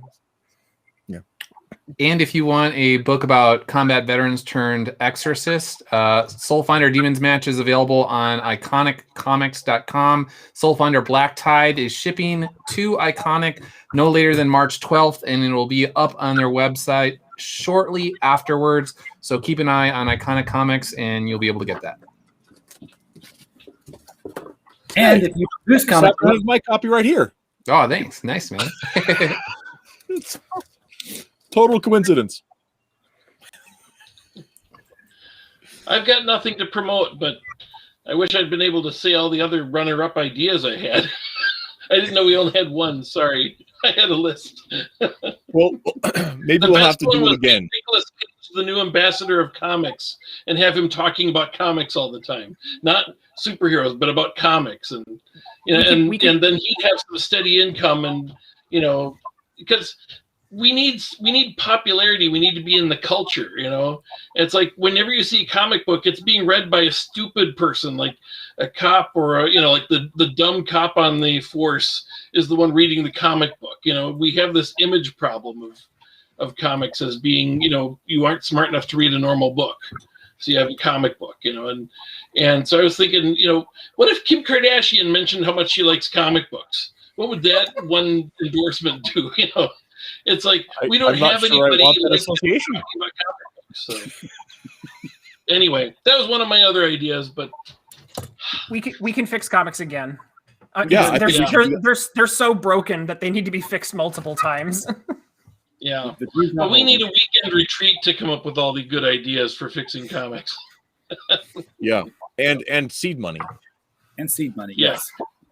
Or you can just make new comics. And if you're making comics, by the way, and you are outside of the United States and you want to ship them here without costing you an arm and a leg, Critical Blast Logistics is doing that. The Company Men is coming from Australia, and you can get it shipped here through that crowdfunder for $12 shipping because we're taking care of that. And we're about to be able to ship out of the U.S. to the UK for $15 instead of $25 a book. So stay tuned for that. That's a good deal. I think that's awesome. So, all right, I got the Adventures of Omega Girl. I'm fixing to get this sucker on Indie Planet as soon as I can, get it on there and get off my lazy butt. Classic superhero action. And the art is really fun in it too. I've seen some of the inside pages. They're fun. You should definitely pursue Omega Girl. I'm Reese. It's my show. I'm one of the co-owners of Ideal Comics, idealcomics.net. You can check us out. We do web comics, we do print comics. We have like review blogs and all kinds of stuff on the website. So feel free to check it out. If you check us out on Webtoons, you can see the first 8 updates we've got on there right now that are going through. We are uploading the entirety of Force of Good and Evil in color for the first time ever. Most of the whole thing is in black and white, with some of them with new fancy backgrounds because I'm touching up the art as we go. It is the story of a pair of good friends, Chad, the kind of the bully, and Greg, the goody two-shoes, as they find themselves going to superhero and supervillain high school and trying to figure out what that means for their lives. It's a fish out of water teen dramedy with superpowers. So check us out there. And Taylor there, he's got a kind of webcomic that's, not as interesting. Perfect. I kid. I'll put the link up there since I made fun of you. You can. That's Twitless's comic. It's funny. Yeah, we actually have funny jokes on our site. Yeah, it's not as funny as us. Okay. Good night, everybody. Come on.